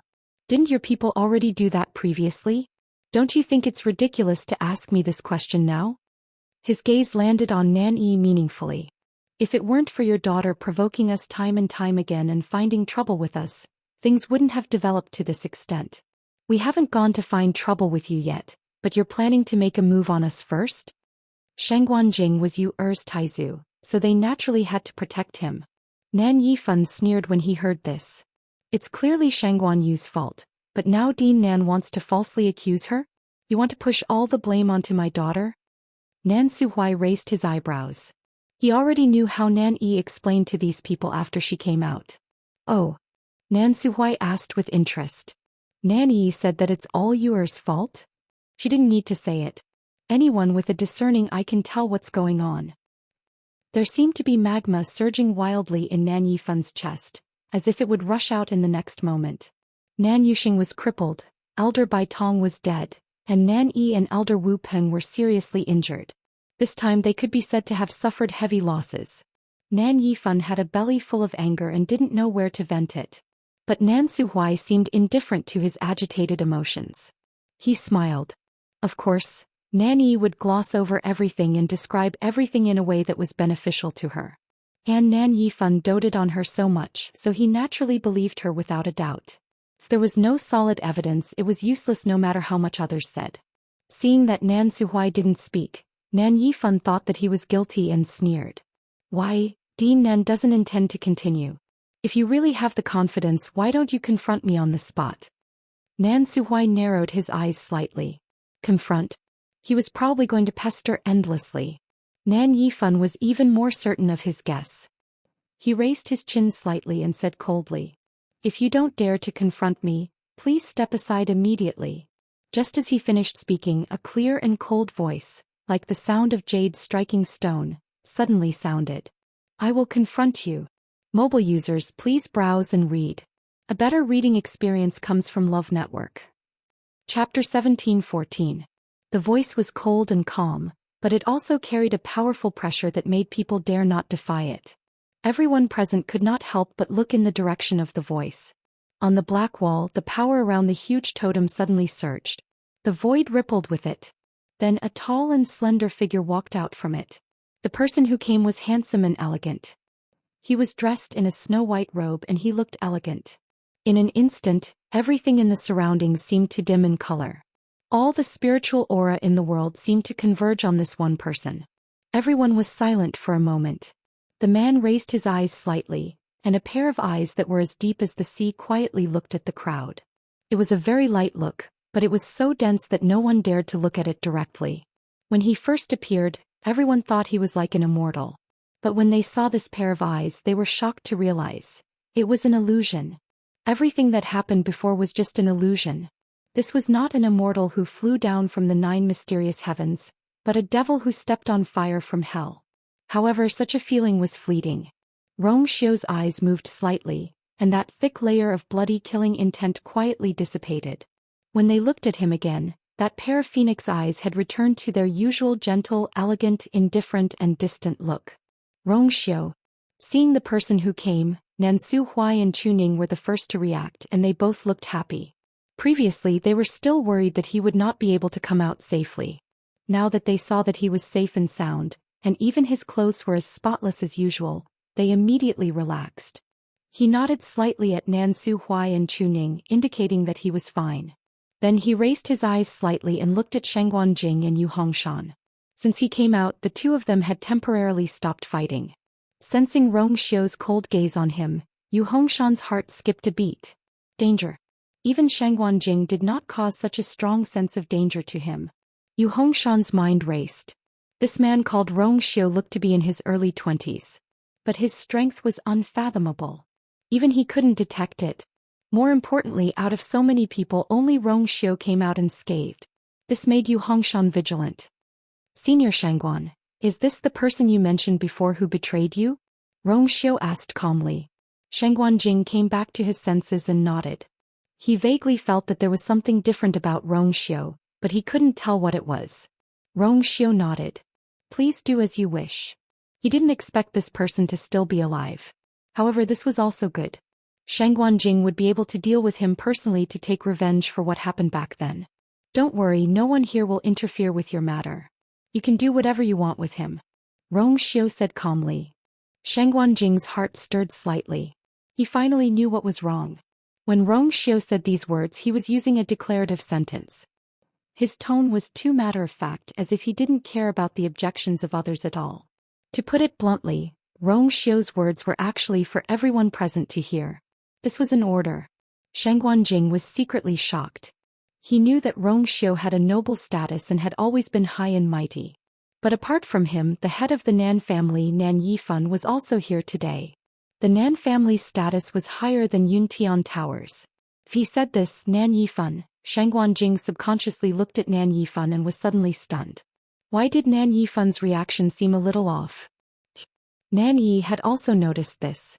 After seeing Xiao appear, her emotions were very complicated. Although all the previous twists and turns had already worn away most of her liking for Xiao, it was very difficult for her to completely oppose Xiao. But Xiao obviously didn't take her seriously and even came out to confront her. It would be a lie to say that Nan Yi didn't feel upset. At the same time, she was also angry. Hence she finally decided to ask her father for help. Nan Yifan. Xiao and the rest were extremely rude to her previously. Now that her father was here, let's see how they could still be arrogant. However, Nan Yifan didn't respond even after Nan Yi shouted twice. Father? Father? She frowned strangely and tugged at Nan Yifan's sleeve. Only then did Nan Yifan come back to his senses and look at her with a stiff expression. What's wrong? Nan Yi frowned even more. What's wrong? Wasn't the situation already right in front of her? Father, are you all right? Nan Yi asked nervously. He had always been high-spirited and she rarely saw him with such an expression. Why didn't you mention it before? Nan Yifan didn't finish speaking, but Nan Yi already understood. Was he talking about Xiao? Nan Yi was about to defend herself when she suddenly remembered what Rong Xiu had said previously. Wait a minute. From the looks of it, her father and Rong Xiu really knew each other. Patriarch Nan, long time no see. Rong Xiu looked at Nan Yifan and said indifferently. Nan Yifan's expression instantly became subtle. His jaw tightened and he squeezed out an extremely stiff smile. A long time no see. Successor. As soon as these words were spoken, the atmosphere in the field instantly became even more strange. Almost everyone looked at Nan Yifan with a strange look in their eyes. Especially the people from the Nan family. When they heard Nan Yifan call out the words, successor, so politely, it was as if they had seen a ghost. He was the patriarch of the Nan family. Whether it was status, experience or strength, he was much higher than Rong Xiu. Why did it seem like he was the one who was more nervous and perturbed now? Nan Yi widened her eyes. Father. She knew her father too well. He would never be so polite to someone for no reason. In fact, there was even a hint of reverence and fear. Although Nan Yifan hid his emotions very well, Nan Yi, who was standing beside him, saw everything. Nan Yifan looked at her sternly. This girl actually skipped over such an important matter. If he had known that Rong Xiu was also involved, Nan Yi's heart turned cold from his gaze. No wonder Rong Xiu directly guessed their identity and was so disdainful. They originally thought that he was pretending, but now, they were afraid that wasn't the case. But why did her father have to be so polite to a mere successor of Yuntian Tower? Nan Yi's heart was in turmoil. When she thought of the things that had happened before, she felt terrible. Nan Yifan couldn't be bothered with her as he forced a smile and cupped his hands at Rong Xiu. I didn't expect the successor to be here too. What a coincidence, huh? What a coincidence. Rong Xiu's eyes were cold and his voice was indifferent. The Shangguanyu that you said you wanted to teach a lesson to is the mistress of Yuntian Tower. I's princess consort. Mobile users, please browse and read. A better reading experience comes from Love Network. Chapter 17:15. Nan Yifan's mind buzzed. It was as if an invisible hammer had smashed him on the head, causing him to freeze on the spot. The matriarch of Yuntian Tower. That's right. He finally remembered why the name Shangguanyu sounded familiar. Wasn't that the princess whom Rong Xiu had personally appointed? This matter had spread like wildfire among the many aristocratic families in the Divine Ruins. However, the Nan family had never cared much about these things, and their subordinates would never mention it in front of him. He had only found out about it after inquiring about it in private. However, this matter had passed for a long time and almost no one around him had mentioned it. Over time he had forgotten about it. That was why he didn't think of it when he heard the name Shangguanyu. Miscalculation. What a miscalculation. At this moment, Nan Yifan was so regretful that his intestines turned green. That was Rong Xiu's woman. Why did he have to take things so hard that he threatened to cause trouble for her? He even brought so many people from the Nan family to fall out with them. Look at these people. Among them there was the father of Shangguanyu, the master of Shangguanyu, and the Taizu of Shanghaiyu. Offending them was undoubtedly offending Shangguanyu. Wasn't that the same as offending Rong Xiu? Nan Yifan finally couldn't laugh anymore. This time even his stiff fake smile became very forced. He swallowed his saliva with difficulty and spat out a few words with great difficulty. Misunderstanding. It's all a misunderstanding. Hey, didn't second Miss Nan just say that they were reduced to such a miserable state because of that B***ing Shangguanyu? In the almost suffocating silence, Elder Yu suddenly spoke. He blinked. Just now, the head of the Nan family seemed to have said that he wanted to avenge them. How did it suddenly become a misunderstanding? Yi Xiao glanced at him. After so many years, his bad habit of watching a show had not changed. However, this time he was happy to watch the show. As soon as Elder Yu spoke, Nan Yifan had a bad premonition. After listening to him, he could only gnash his teeth in hatred. Why did this Yu just have to come out and stir up trouble at this time? If he didn't do it on purpose, then he must have seen a ghost. However, he could no longer be bothered to question Elder Yu. Instead, he immediately looked up at Rong Xiu. No, it's not like that. Meeting Rong Xiu's eyes, Nan Yifan's voice suddenly stopped. He felt as if his throat was being strangled by an invisible hand. The rest of his words were stuck in his throat and he couldn't say anything. That deep and cold gaze fell on her, chilling her to the bone. Rong Xiu's voice was light as he looked at Nanyi. Is what Elder Yu said true? Nanyi felt as if she had fallen into an ice cave. She had never felt so clearly that she was only one step away from death. A terrifying pressure instantly enveloped her. It almost made her unable to breathe. Nan Yifan hurriedly took a step forward and stood in front of Nanyi as he hurriedly explained. Successor. It's not like that. Yi didn't say that. So, Elder Yu was lying in public and deceiving I? Rong Xiu's question made Nan Yifan speechless. Elder Yu crossed his arms and raised his chin. Patriarch Nan, aren't you being too mean by saying that? To think that I've been speaking up for you in front of the patriarch. Is this how you repay me? Nan Yifan wanted to tear his mouth apart. Who was the one being mean? Wasn't he the one who came out to stir up trouble first? And he even said that he spoke up for him in front of Yi Zhao? He didn't hear any of that. He only heard that he exposed Yi in public and put all of them in danger. Nan Yifan took a deep breath and forced himself to ignore Elder Yu. There are indeed many misunderstandings in today's matter. I can personally explain from the beginning. Father. He's just the successor of Yuntian Tower. Why do you have to be so polite? A voice full of unwillingness and anger suddenly sounded. It was Nan Yuxing. Everything was fine at first, but ever since Rong Xiu appeared, everything seemed to have suddenly changed. He really didn't understand why his father was so polite to Rong Xiu. It wasn't an exaggeration to say that he was in awe and fear. If it was any other time, Nan Yuxing would never ask this question. Anyone with a brain could see that there was something wrong with Nan Yifan's attitude towards Rong Xiu.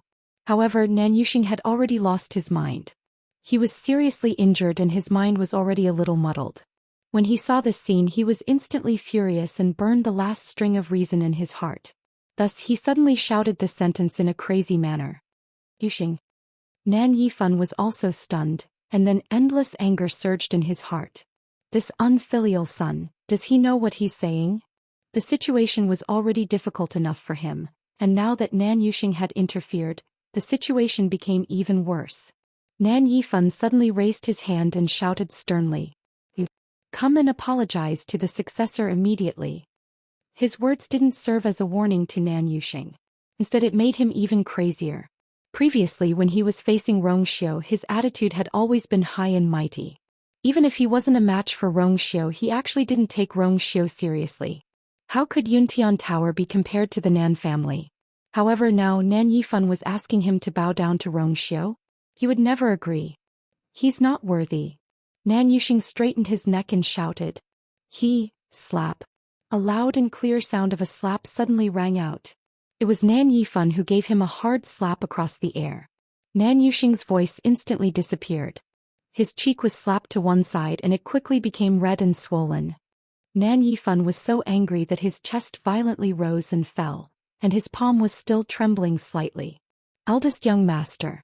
The elders standing at the side were also stunned when they saw the situation. They only came back to their senses when they saw blood seeping out from the corner of Nan Yuxing's mouth. Just as they were about to go over to help Nan Yuxing, they heard Nan Yifan shout again. No one is allowed to help him. His voice was stern and the two elders didn't dare to disobey. They could only stand there awkwardly and let Nan Yuxing's body sway and fall to the ground. Nan Yuxing was already seriously injured, and Nan Yifan had used a lot of strength in this slap. It wasn't something that he could withstand. Almost everyone didn't understand why Nan Yifan's attitude had taken a 180-degree turn. However, they weren't stupid. They knew that there must be an unknown reason, so they all tactfully kept their mouths shut. Nan Yifan closed his eyes, then looked at Rong Xiu. Successor, my son offended you just now. Please forgive him. Rong Xiu raised his eyebrows slightly. Just because of this slap? Mobile users, please browse for a better reading experience from Love Network. Chapter 17-16. It was obvious what he meant. Not enough. Nan Yifan clenched his fists. He knew that Rong Xiu wasn't someone to be trifled with and that it wouldn't be easy to get past him. Hence, he purposely gave Nan Yuxing a tight slap. However, Rong Xiu did not appreciate it. He clenched his teeth and walked over to Nan Yuxing without saying a word. He dragged him up and gave him another slap. This time it was a slap to the face. Loud. Before Nan Yuxing could react, there was a loud noise in his head and a sharp pain came. Bang. He fell to the ground again and spat out a mouthful of blood. This time Nan Yuxing was so dizzy that he almost fainted. Nan Yifan paused. Rong Xiu did not say a word. He took a deep breath and gave Nan Yuxing a few more slaps. Nan Yuxing could not say a word this time. After spitting out a few mouthfuls of blood, his eyes rolled back and he fainted. Nan Yifan closed his eyes. How could he not feel distressed and upset? However, at this moment he could not think of any other way to solve the problem. At this point Rong Xiu finally spoke. Why do you have to do this, Nan family head? I am not a narrow-minded person.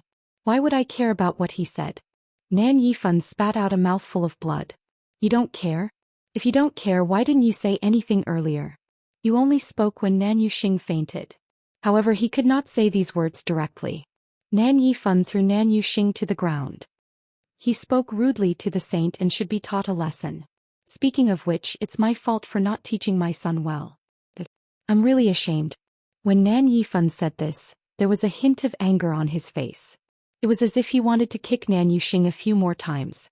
Rong Xiu looked at Nan Yuxing, who was lying on the ground, and his thin red lips curled up slightly. No matter what, Nan Yuxing is the only son of the Nan family head. Now that his core of essence has been shattered and he has become a cripple, how can he bear the punishment of the Nan family head? As he spoke, he raised his chin. Elders, please treat him as soon as possible. Every word was like a steel knife, ruthlessly stabbing into Nan Yifan's heart. His face paled, but in the end he waved his hand. The two elders standing at the side hurriedly stepped forward. It wasn't easy for Nan Yuxing's condition to take a turn for the better. With these few slaps, all of his previous efforts had been wasted. It was even worse than the beginning. Nan Yifan then turned around and looked at Rong Xiu. His expression was extremely restrained. Saint, there were many misunderstandings in the past. However, I have already taught them a harsh lesson. Do you think we can let this matter pass? Anyone could tell that Nan Yifan was begging for mercy. Elder Yu couldn't help but chuckle and whisper, interesting. Although Yuntian Tower was a first-class aristocratic family, it was still slightly inferior to the Nan family. It was reasonable to say that when Rong Xiu and Nan Yifan went up against each other, Rong Xiu should be the one at a disadvantage. However, the truth was exactly the opposite. They really didn't know what Nan Yifan was afraid of. Or had they underestimated Rong Xiu before? Yizhao put his hands behind his back and narrowed his eyes slightly. However, he didn't say anything. In fact, he was also thinking about this problem in his heart. Perhaps their understanding of Rong Xiu was really far from enough. Rong Xiu raised his eyebrows slightly as if he had heard something funny. Then he said slowly, "You're right. Patriarch Nan, did you think wrongly? From the beginning to the end I was blaming Nan Yi, not him." He said the last few words very slowly and clearly, one word at a time. Nan Yifan's expression suddenly changed. Rong Xiu was playing with him. However, before he could explode, Rong Xiu continued. You provoked her time and time again, but you was magnanimous and didn't take it to heart. Unfortunately, you don't know what it means to quit when you're ahead. Not only do you not have the slightest bit of remorse, but you're even slandering and humiliating her in public now. Rong Xiu spoke very slowly. His voice was light, but there was a hint of coldness in it. Nanny only felt that these words were like a sharp and cold knife against her neck.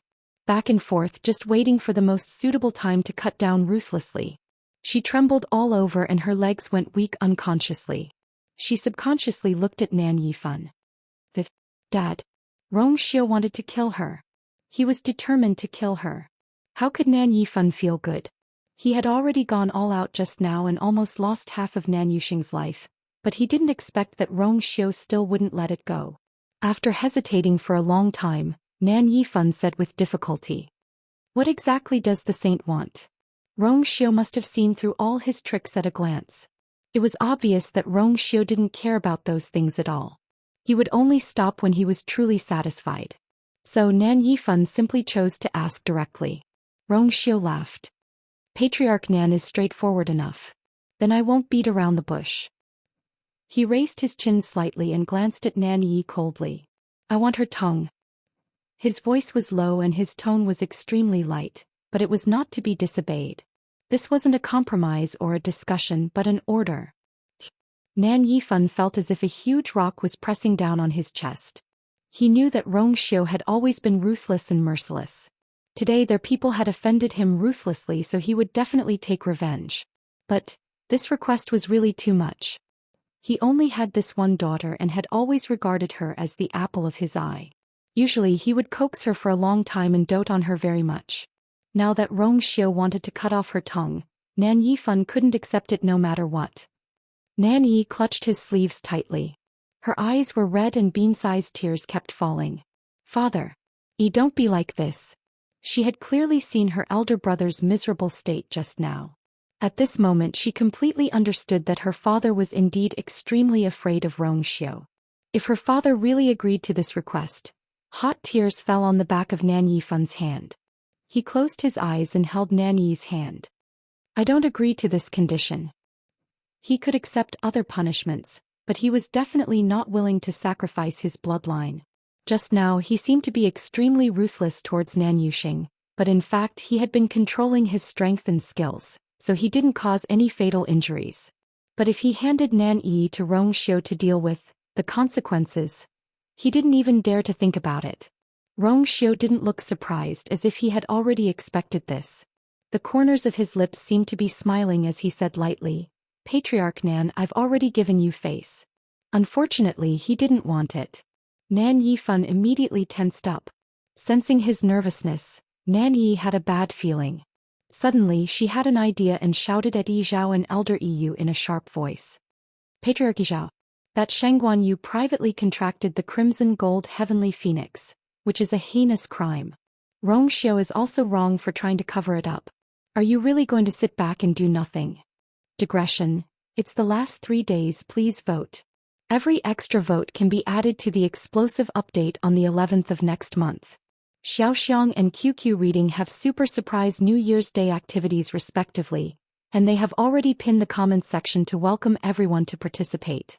Mobile users, please browse and read. A better reading experience comes from Love Network. Chapter 1717. When Elder Yu heard this, he almost laughed out loud. Nanny was really crazy.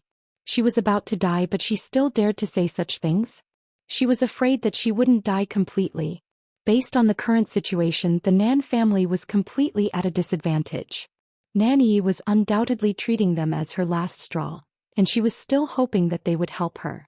Even if they were really here to cause trouble for Shangguan Yu, what did it have to do with her? They couldn't be bothered if Xiao wanted to cut off her tongue. Yi Zhao frowned slightly and a trace of impatience finally appeared on his face.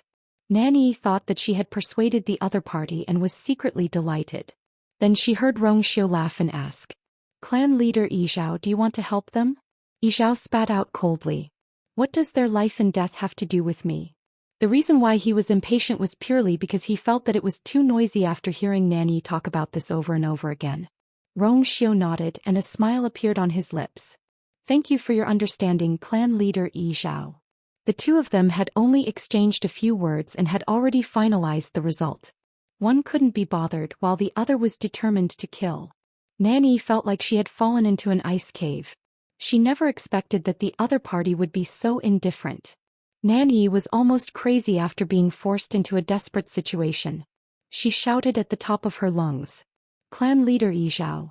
Do you really not mind at all that Shangguan Yu contracted the Crimson Gold Sky Phoenix privately? Even if the bloodline of the Crimson Gold Sky Phoenix clan is tarnished, you don't care at all. Yi Zhao's eyes turned cold. He was about to speak when he suddenly sensed something and looked up. Fush. The sound of tides surging could be heard. Everyone looked over and realized that the energy of heaven and earth around the black wall was surging rapidly into the huge and mysterious totem. It was daytime now, and the originally clear sky quickly became gloomy. Dark clouds gathered, stacking on top of each other. The sky was covered by thick clouds, and everything between heaven and earth seemed to be shrouded in a layer of shadow. Only the totem on the black wall shone brighter and brighter. Then, with the totem as the center, the blackness on the wall suddenly began to fade away. The originally thick and mottled stones gradually became transparent, glowing with a sparkling and translucent luster. As for the totem, it finally began to show its original brilliant colors. Everyone was deeply shocked by this scene. For a moment their minds were shaken and they didn't know how to react. This wall had endured the baptism of tens of thousands of years in the god-slaying mound, but it still stood proudly.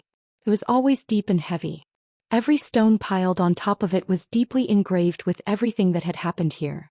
They were solemn, ancient, and untouchable. However, at this moment their appearances had completely changed. Everyone could even see the mottled traces left behind on the surface, but only the thick black color was gone. Gradually, a slender and straight figure appeared behind the totem. Chuning's eyes suddenly lit up, and he unconsciously took a step forward. The woman in red sitting cross-legged was none other than Yu.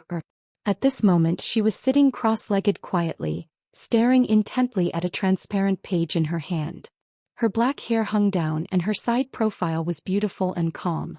Her body seemed to be shrouded in a layer of indescribable unique aura, which easily isolated all the hustle and bustle around her. From everyone's point of view, Chu Luiyue seemed to be trapped in a huge transparent space. They could see her every move, but there was a wall in the middle which was far away and untouchable. Silence reigned in the field. Suddenly, Chu Luiyue tilted her head slightly and looked over. Her eyes were calm, but they also seemed to contain a myriad of stars, clear and bright. Immediately she frowned slightly and said lightly, "It's so noisy." Almost at the same time a childish voice was heard. "It's so noisy." Everyone was shocked. Only then did they see that not far away from Chu Luiyue, there was a little girl with her hands on her waist, looking over angrily. She looked to be no more than 3 or 4 years old. She was wearing a reddish gold lotus leaf dress, and her hair was tied up in 2 buns with a red string and a golden bell. Her chubby, white and tender little face was as cute as snow. It was Dumpling. At this moment her big black grape-like eyes were burning with anger. Hot and anxious. That was real fire. "It's so noisy." Dumpling was really angry.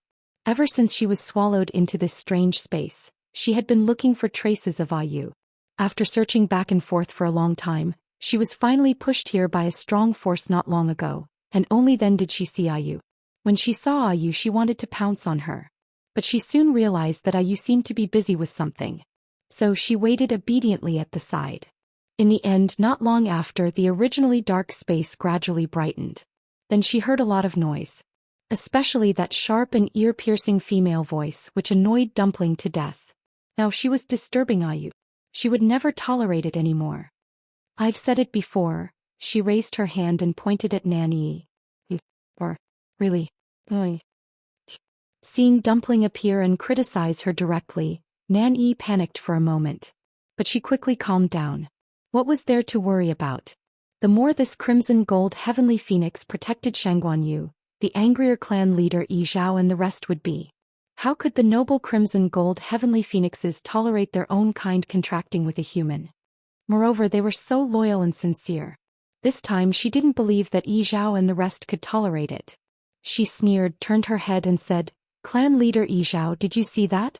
Not only did Shangguanyu contract with your own kind, but she also ordered her around and completely treated her as her slave. Can you really take this lying down?" She thought that Yi Zhao would definitely fly into a rage after seeing this scene and hearing these words. However, Yi Zhao's reaction was completely out of Nanyi's expectations. He stared intently at Dumpling, who was inside the wall. After confirming that she was safe and sound, he heaved a long sigh of relief. Then he turned to look at Nanyi.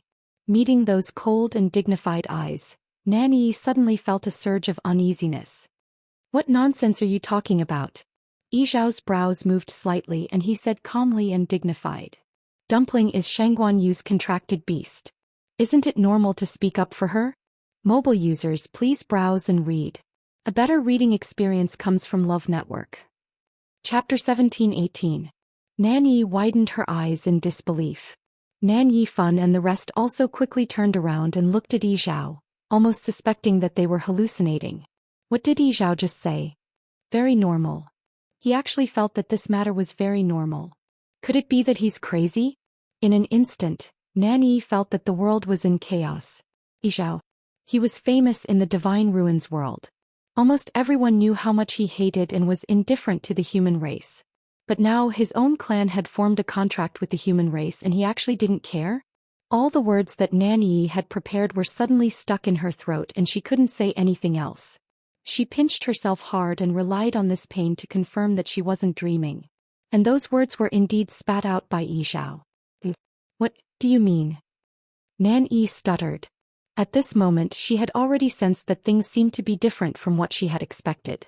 She wanted to try to salvage the situation, but everything seemed to be sliding in a direction that she couldn't control. Yi Zhao said indifferently. It's literally what I said. He actually didn't care about this matter at all. Nan Yi felt as if her heart was being gripped tightly by something. Even breathing had become difficult for him. But in that case then, isn't that Crimson Gold Sky Phoenix equivalent to betraying the Crimson Gold Sky Phoenix clan? Could it be that you also, second Miss Nan, are you kidding? Elder EU interrupted her with a grin.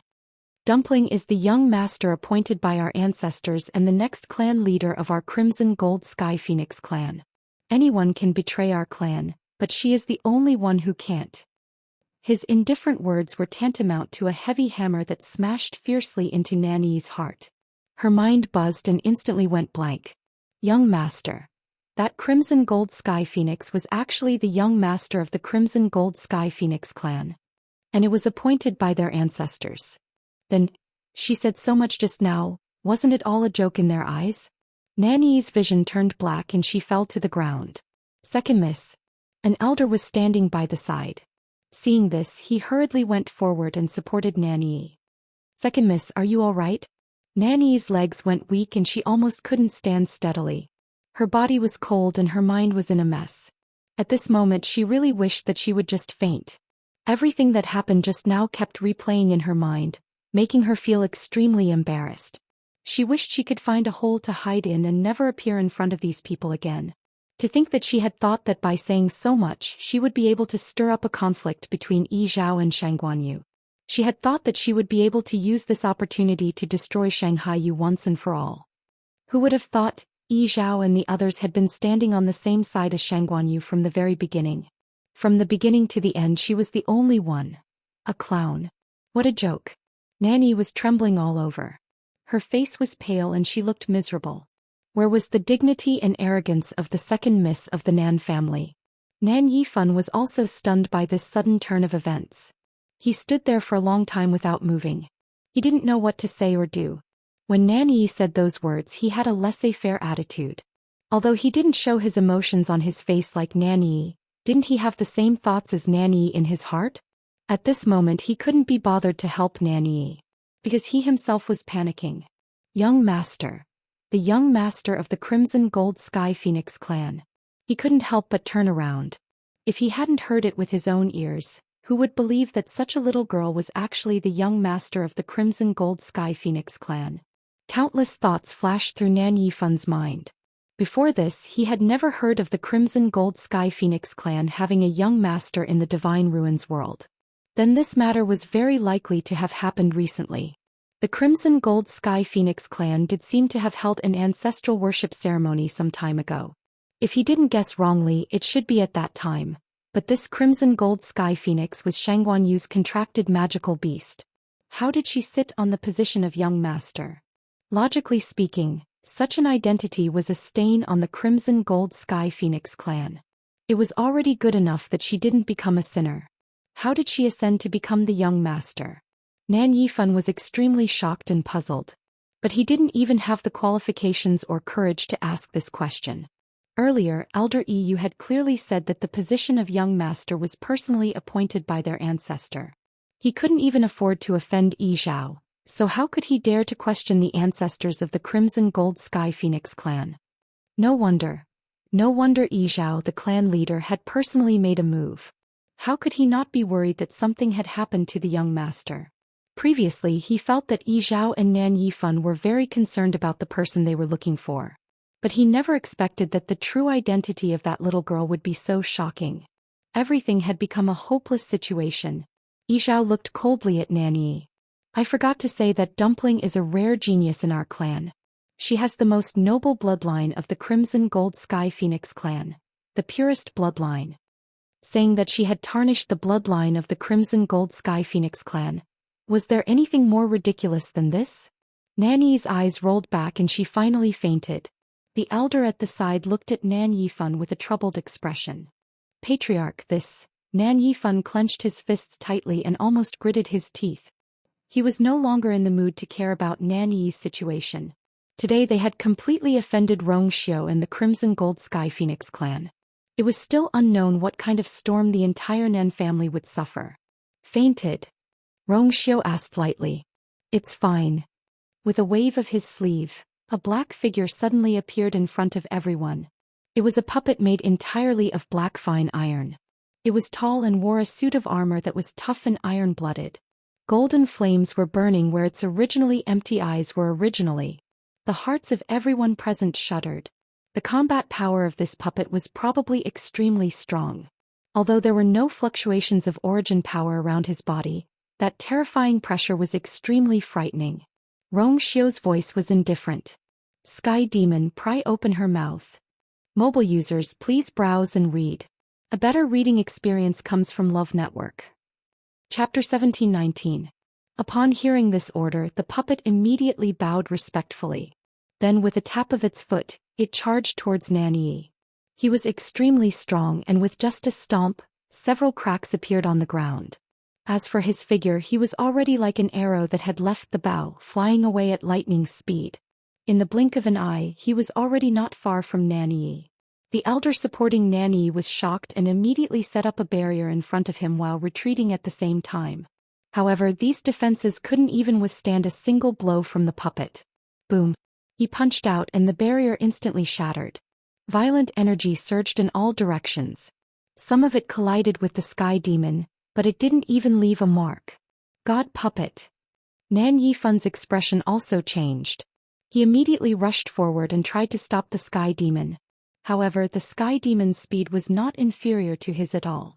In fact, his movements were even more agile. In a flash, he bypassed him and rushed directly in front of Nan Yi. Origin power surged around the elder's body.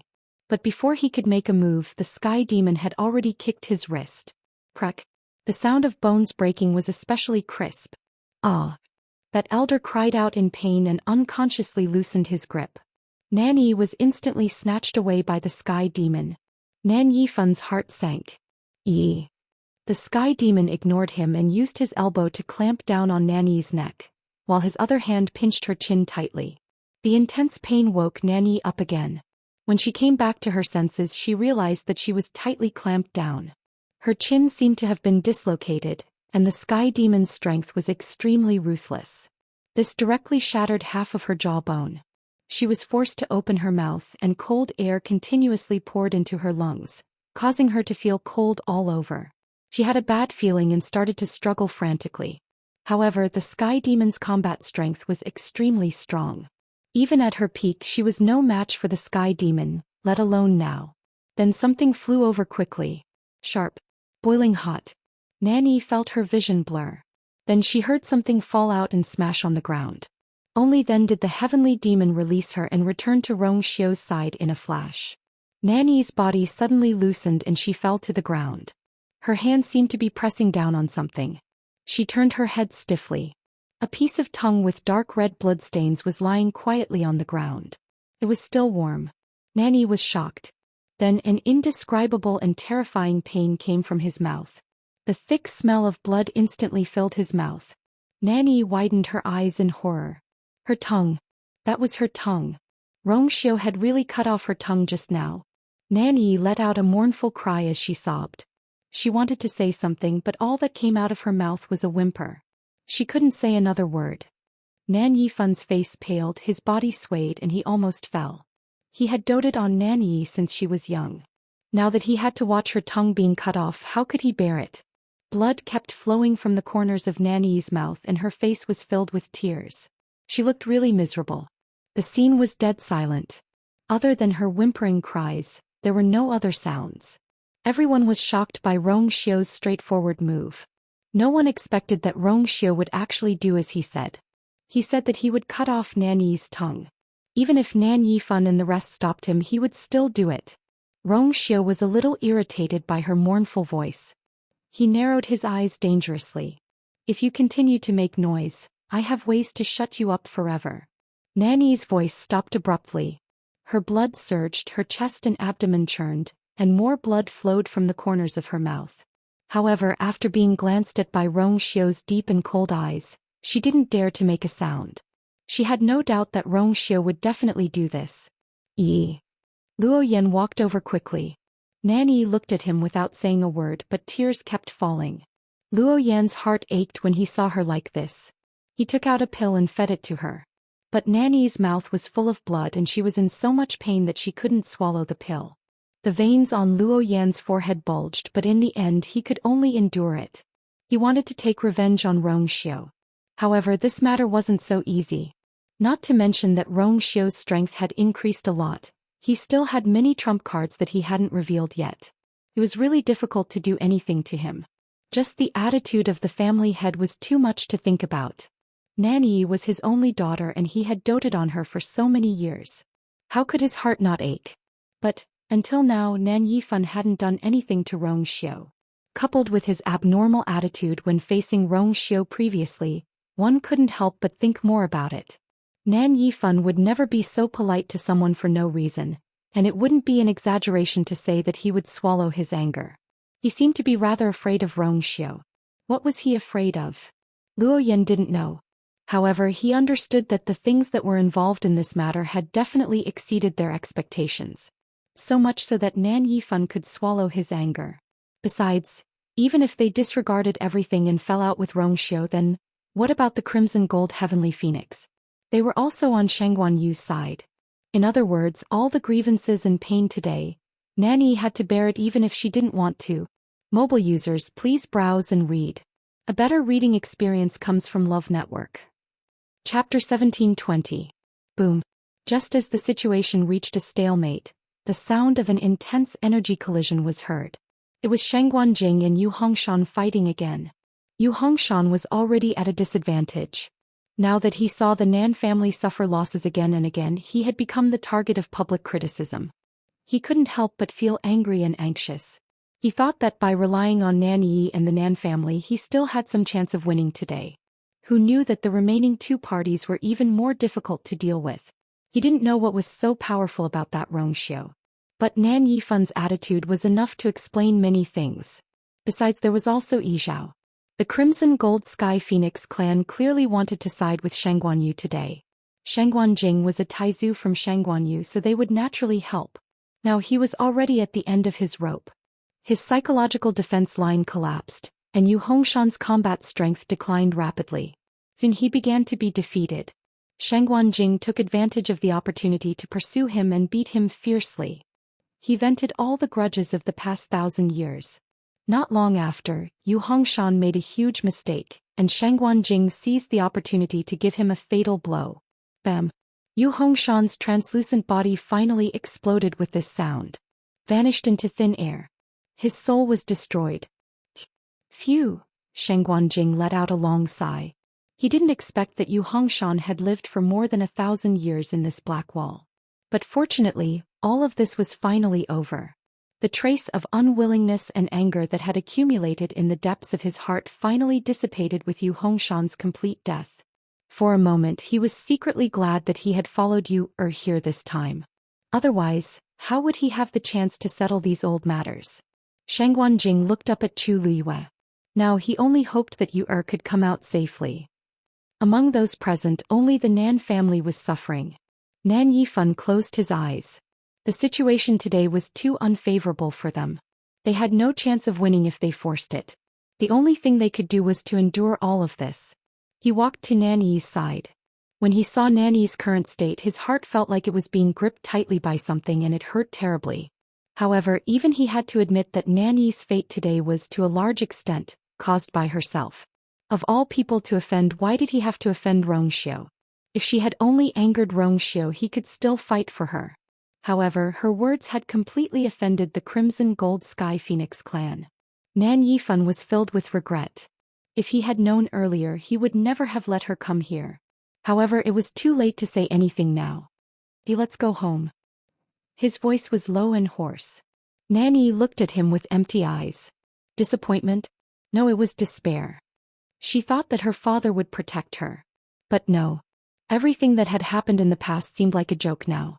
Now that she was being treated like this, he didn't even have the slightest intention of seeking justice for her. How could Nan Yifan not know what she was thinking? But he also had his difficulties. He couldn't possibly let the entire Nan family go against Zhou Xian and the entire Crimson Gold Sky Phoenix clan for her, right? Moreover, she was clearly in the wrong this time. Even if word got out, they would be the ones in the wrong. Under such circumstances, what else could he do? Nan Yifan clenched his fists and his voice hardened. Luo Yan, take her back. Luo Yan closed his eyes and could only agree in the end. However, just as he was about to take Nan Yi away, Nan Yi suddenly started shaking her head frantically. Her face was full of rejection. Ooh. She couldn't speak anymore. Every sound was like a heavy hammer that smashed into the hearts of everyone in the Nan family. She wasn't leaving. She definitely wasn't leaving. She wanted to stay here and see what Sheng Guanyu was up to. Anyway, she was already in this state. What difference did it make whether she left or stayed? Sensing her resentment, Luo Yan hesitated for a moment before turning to look at Nan Yifan. Patriarch, if you want to leave, you can leave directly. I'll stay here and accompany you. Nan Yifan was so angry that he felt suffocated. Was Luo Yan venting his anger on him as well? Was he having a good time? Nan Yuxing's pill of the essence had shattered and he was completely crippled. Nan Yi's tongue had been cut off and she had become a mute. As her father, wasn't he the one who was the most heartbroken? He suppressed the anger in his heart. Okay, then we'll wait here together. We'll leave when she's willing to leave. The elders at the side wanted to comfort him, but the atmosphere was too cold and awkward. In the end, they chose to remain silent. No one cared whether they left or stayed. At this moment, Rong Xiao Yizhao and the rest's attention was already on Chu Luiyue and Dumpling.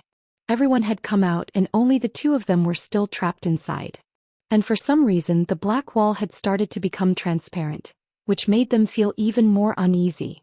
After a period of time, more than half of the black wall in front of everyone had faded. That strange totem had also revealed its original appearance. Mysterious and unfathomable, overflowing with light, majestic and awe-inspiring. Chu Liuyue's position was very subtle. Everyone looked from the outside and saw that she was right in the middle of the totem. She glanced at Nan Yi and retracted her gaze calmly, as if Nan Yi's life and death couldn't affect her at all. She threw away the paper in her hand. Her slender and delicate fingers moved gently, and another transparent paper flew over. Mobile users, please browse for a better reading experience from Love Network. Chapter 1721. What's that? Elder EU couldn't help but ask softly. In fact, he wasn't the only one. Everyone present was very curious about this question. Although they could see Chu Luiyue, they couldn't see where the paper went after she threw it away or where the new paper came from.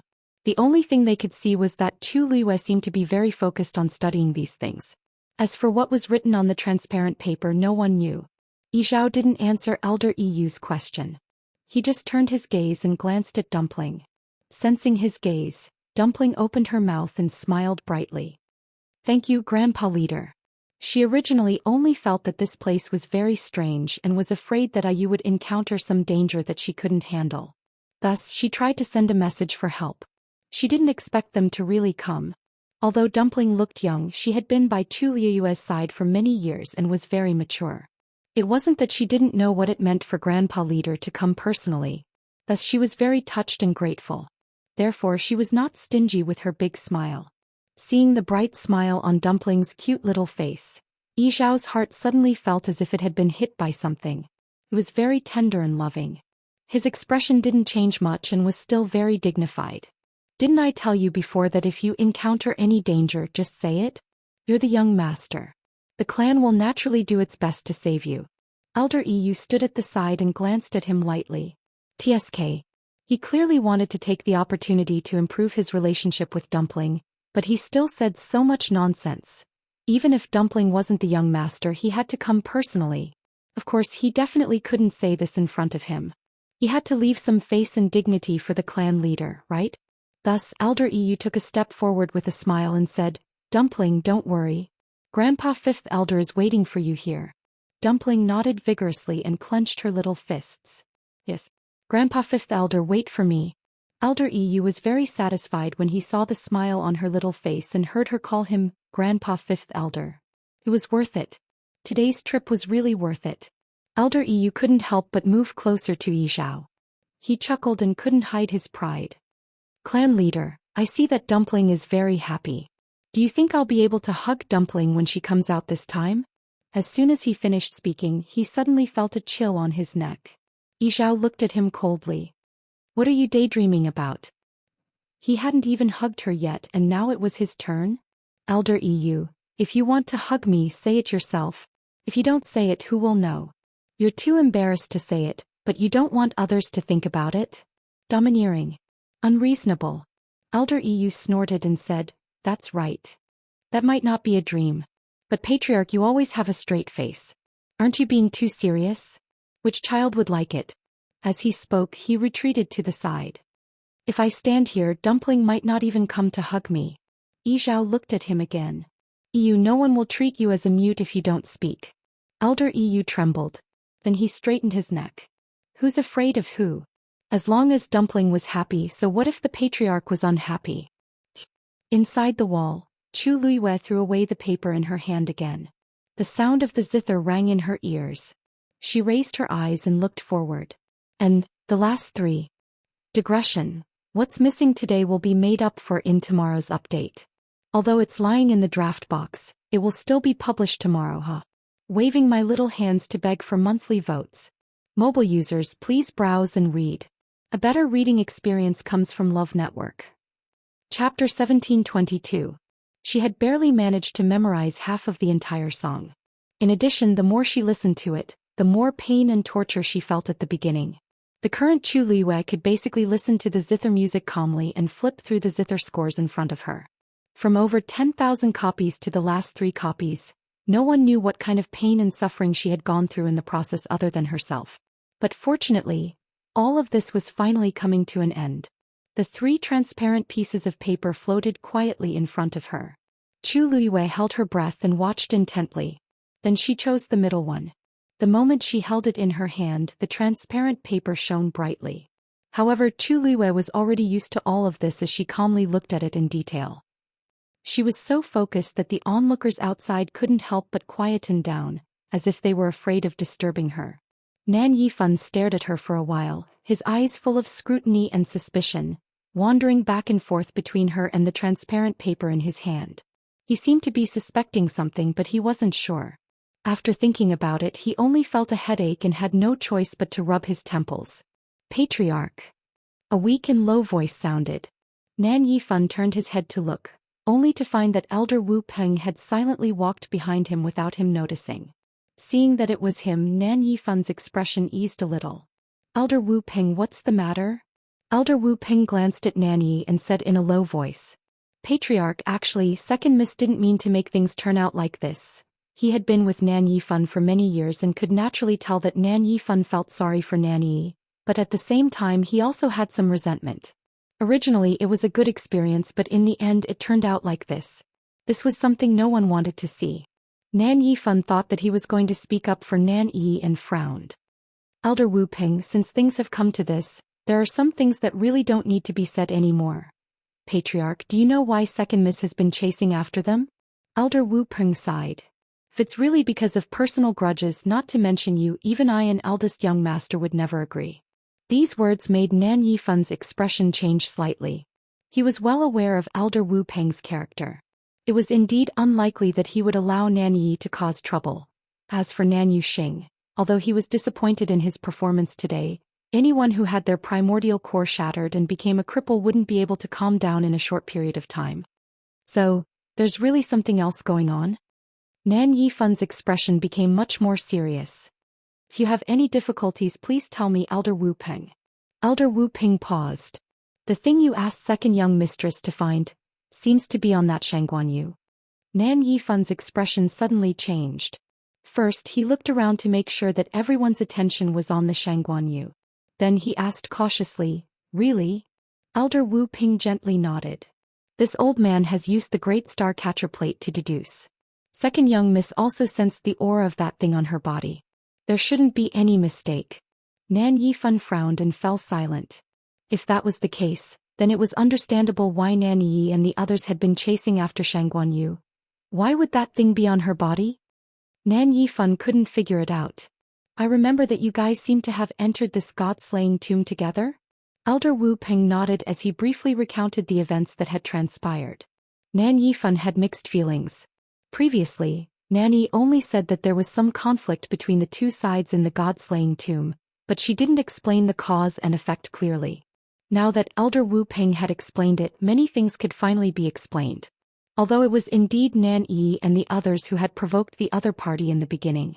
Later on, they had indeed been entangled with Shangguan Yu and the others in order to find that thing, and it was precisely because of this that they had been swept into the Black Wall. Some of them had died and some of them had been injured. In that case, it wasn't entirely Nan Yi's fault. So you're saying that they were one step ahead of you and found that thing? Nan Yifan's expression was cold. Elder Wu Peng thought for a moment and shook his head. Actually, I feel that ever since they entered the god-slaying tomb, they didn't have much time to look for this thing, and from the beginning to the end Shangguan Yu didn't seem to know what we were looking for. When she was fighting with Nan Yi at the end, what she said didn't seem to be false. Nan Yifan frowned. You mean? Elder Wu Peng didn't say anything for a moment and looked up. In the transparent space of the wall, the figure behind the totem sat quietly, determined and persistent. She seemed to have entered a meditative state, and no matter what happened outside, it couldn't cause the slightest ripple in her heart. At this moment, there were only a few transparent pieces of paper in her heart and in her eyes. Perhaps that thing has always been with her. Chu Luyue looked at the zither score in her hand. The light flowing on it transformed into notes that constantly overlapped with the sound of the zither in her mind. However, halfway through it finally got stuck again. She sighed softly as if she had already expected this result, and didn't show any disappointment. She just threw away the paper in her hand with a calm expression. There were 2 pieces left. She didn't even look at it and directly took the one on the right. Suddenly she paused and looked up slightly. The space she was in was completely divided into 2 halves with her as the center axis. On the left there was a thick darkness. On the right there was a bright light. The people waiting outside were actually there at this time. So they could see her and she could see them. And in the darkness on the left, there was a person and a zither. Senior Jing. Chu Liyue turned her face slightly and looked over. Although it was dark, she could still see a blurry figure at the end of the darkness. The sound of the zither stopped. A low and lazy voice sounded, and it seemed to be more provocative than the sound of the zither. Chu Liyue raised her eyebrows slightly. It's been hard on you. Jing smiled. Oh, why do you say that? Chu Liyue raised her hand and took the other one. If I'm not wrong, no matter which one I look at first, the result will be the same, right? A faint smile appeared on her lips. Whether these so-called zither scores are real or fake, it's all up to you, isn't it? No matter which one I leave behind in the end, it doesn't matter. Because the real zither score must be on the last one. What he wanted was for her to finish reading all the zither scores. Mobile users, please browse and read. A better reading experience comes from Love Network.